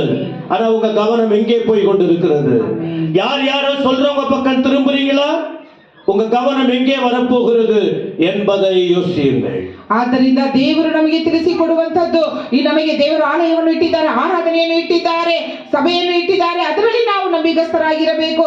ಆಲೋಚನೆಯನ್ನು ಕೊಡುವಂತ ದೇವರು. ಮನುಷ್ಯರು ಏನು ಆಲೋಚನೆಯನ್ನು ಕೇಳಿ ಅಲ್ಲಿ ಇಲ್ಲಿ ಹೋಗದೆ ದೇವರ ಸಮ್ಮುಖದಲ್ಲಿ ಇರೋಣ. யாக்கோபுக்கு ஆண்டவர் சொன்ன உடனே அவர் செஞ்சாரா என்பதை கீழ்ப்பகுதியில தான் படிக்கும் போது வெறுமனேவும் விட முடியாது, நிறைய செய்ய வேண்டிய விஷயம் இருக்கு. அதனால தான் நான் இதோட நிறுத்துறேன்னு சொன்னேன். இன்னைக்கு 3 மணி வரைக்கும் பேச முடியும், அவ்வளவு விஷயம் இருக்கு. சரி, அப்போ ஏன் தேவனுடைய இடத்துக்கு, தேவனுடைய வீட்டுக்கு வர்றது? ஆண்டவரை அனுபவிக்கிறவங்க தான் அந்த இடத்துக்கு வர. எவ்வளவு சொன்னாலும் சிலர் கேட்கவே மாட்டாங்க. தேவனை அறிந்து தேவ ஆசீர்வாதத்தை பெற்று அவருடைய மகிமையை ருசி பார்க்கிறவங்களால தேவ சமூகத்தை விடவே. தாவீது அதை உணர்ந்தார். 27:5 பாருங்க, அவர் தன்னுடைய வாஞ்சையை வெளிப்படுத்துகிறதை பார்க்க முடியும். ಆದರೆ ದೇವರ ಪ್ರಸನ್ನತೆಯಲ್ಲಿ ಯಾರು ಇರುತ್ತಾರೋ, ಆತನೊಟ್ಟಿಗೆ ಯಾರು ಇರುತ್ತಾರೋ ಅವರು ಮಾತ್ರ ಆ ರೀತಿ ಇರಲು ಸಾಧ್ಯ. ದೇವರು ಹೇಳಿದ ಮಾತಿಗೆ ವಿಧೇಯನಾಗುತ್ತಾರೆ. ದಾವೀದನನ್ನು ನೋಡುವಾಗ ಕೀರ್ತನೆ 27:4ನೇ ವಚನದಲ್ಲಿ ದಾವೀದನು ಮಾಡಿದಂತ ಅರಿಕೆ ನೋಡಿರಿ. கர்த்தரிடத்தில் ஒன்றை நான் கேட்டேன், அதையே நாடுவேன். நான் கர்த்தருடைய மகிமையை பார்க்கும்படியாகவும் அவருடைய ஆலயத்தில் ஆராய்ச்சி பண்ணும்படியாகவும் நான் என் ஜீவனுள்ள நாளெல்லாம் கர்த்தருடைய ஆலயத்தில் தங்கி இருப்பதையே நாடுவேன். ಕೀರ್ತನೆ 27:4ನೇ ವಚನ, ನನ್ನ ಜೀವಮಾನದಲ್ಲೆಲ್ಲ ಯೆಹೋವನ ಮನೆಯಲ್ಲಿ ವಾಸ ಮಾಡುತ್ತಾ ಆತನ ಪ್ರಸನ್ನತೆಯನ್ನು ನೋಡುವುದಕ್ಕೂ ಆತನ ಮಂದಿರದಲ್ಲಿ ಧ್ಯಾನ ಮಾಡುವುದಕ್ಕೂ ನನಗೆ ಅಪ್ಪಣೆಯಾಗಬೇಕೆಂಬ ಒಂದೇ ವರವನ್ನು ಯೆಹೋವನಿಂದ ಕೇಳಿಕೊಂಡು ಅದನ್ನೇ ಎದುರು ನೋಡುತ್ತಿರುವೆನು. ஒருவேளை இதுவரைக்கும் நீங்க பல சூழ்நிலையினால மறந்திருக்கலாம், இனி மறக்காதீங்க.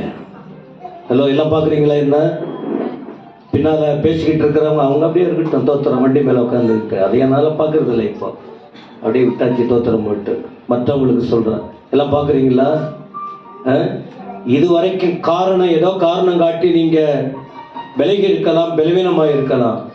இன்னைக்கு கர்த்தர் நம்மோட பேசிக்கிட்டு இருக்காரு. எதை முக்கியப்படுத்துகிறோம் என்பதை யோசிங்க. இதன் தொடர்ச்சி பேசுவோம் அப்புறமா. கர்த்தருடைய சமூகம் எல்லாமே கர்த்தருடைய வீட்டுல தான் கர்த்தர் நமக்கு வைத்திருக்கிறார். இதுல குறைவுபட்டீங்கன்னா நம்ம நிறைய இழந்துருவோம். ஆலயத்திலிருந்து கர்த்தர் உங்களை ஆசீர்வதிக்க விரும்புகிறார். பெத்தேலிலிருந்து ஆண்டவர் யாக்கோபை ஆசீர்வதிக்க சித்தம் கொண்டவர் உங்களை தேவ பிரசன்னத்திலிருந்து ஆசீர்வதிக்க விரும்புகிறார். சத்தமா ஆமென் சொல்லி எழுந்து நில்லுங்க. கொஞ்ச நேரம் எழுந்து நின்று நல்லா கர்த்தரை ஆராதிக்க போகிறோம்.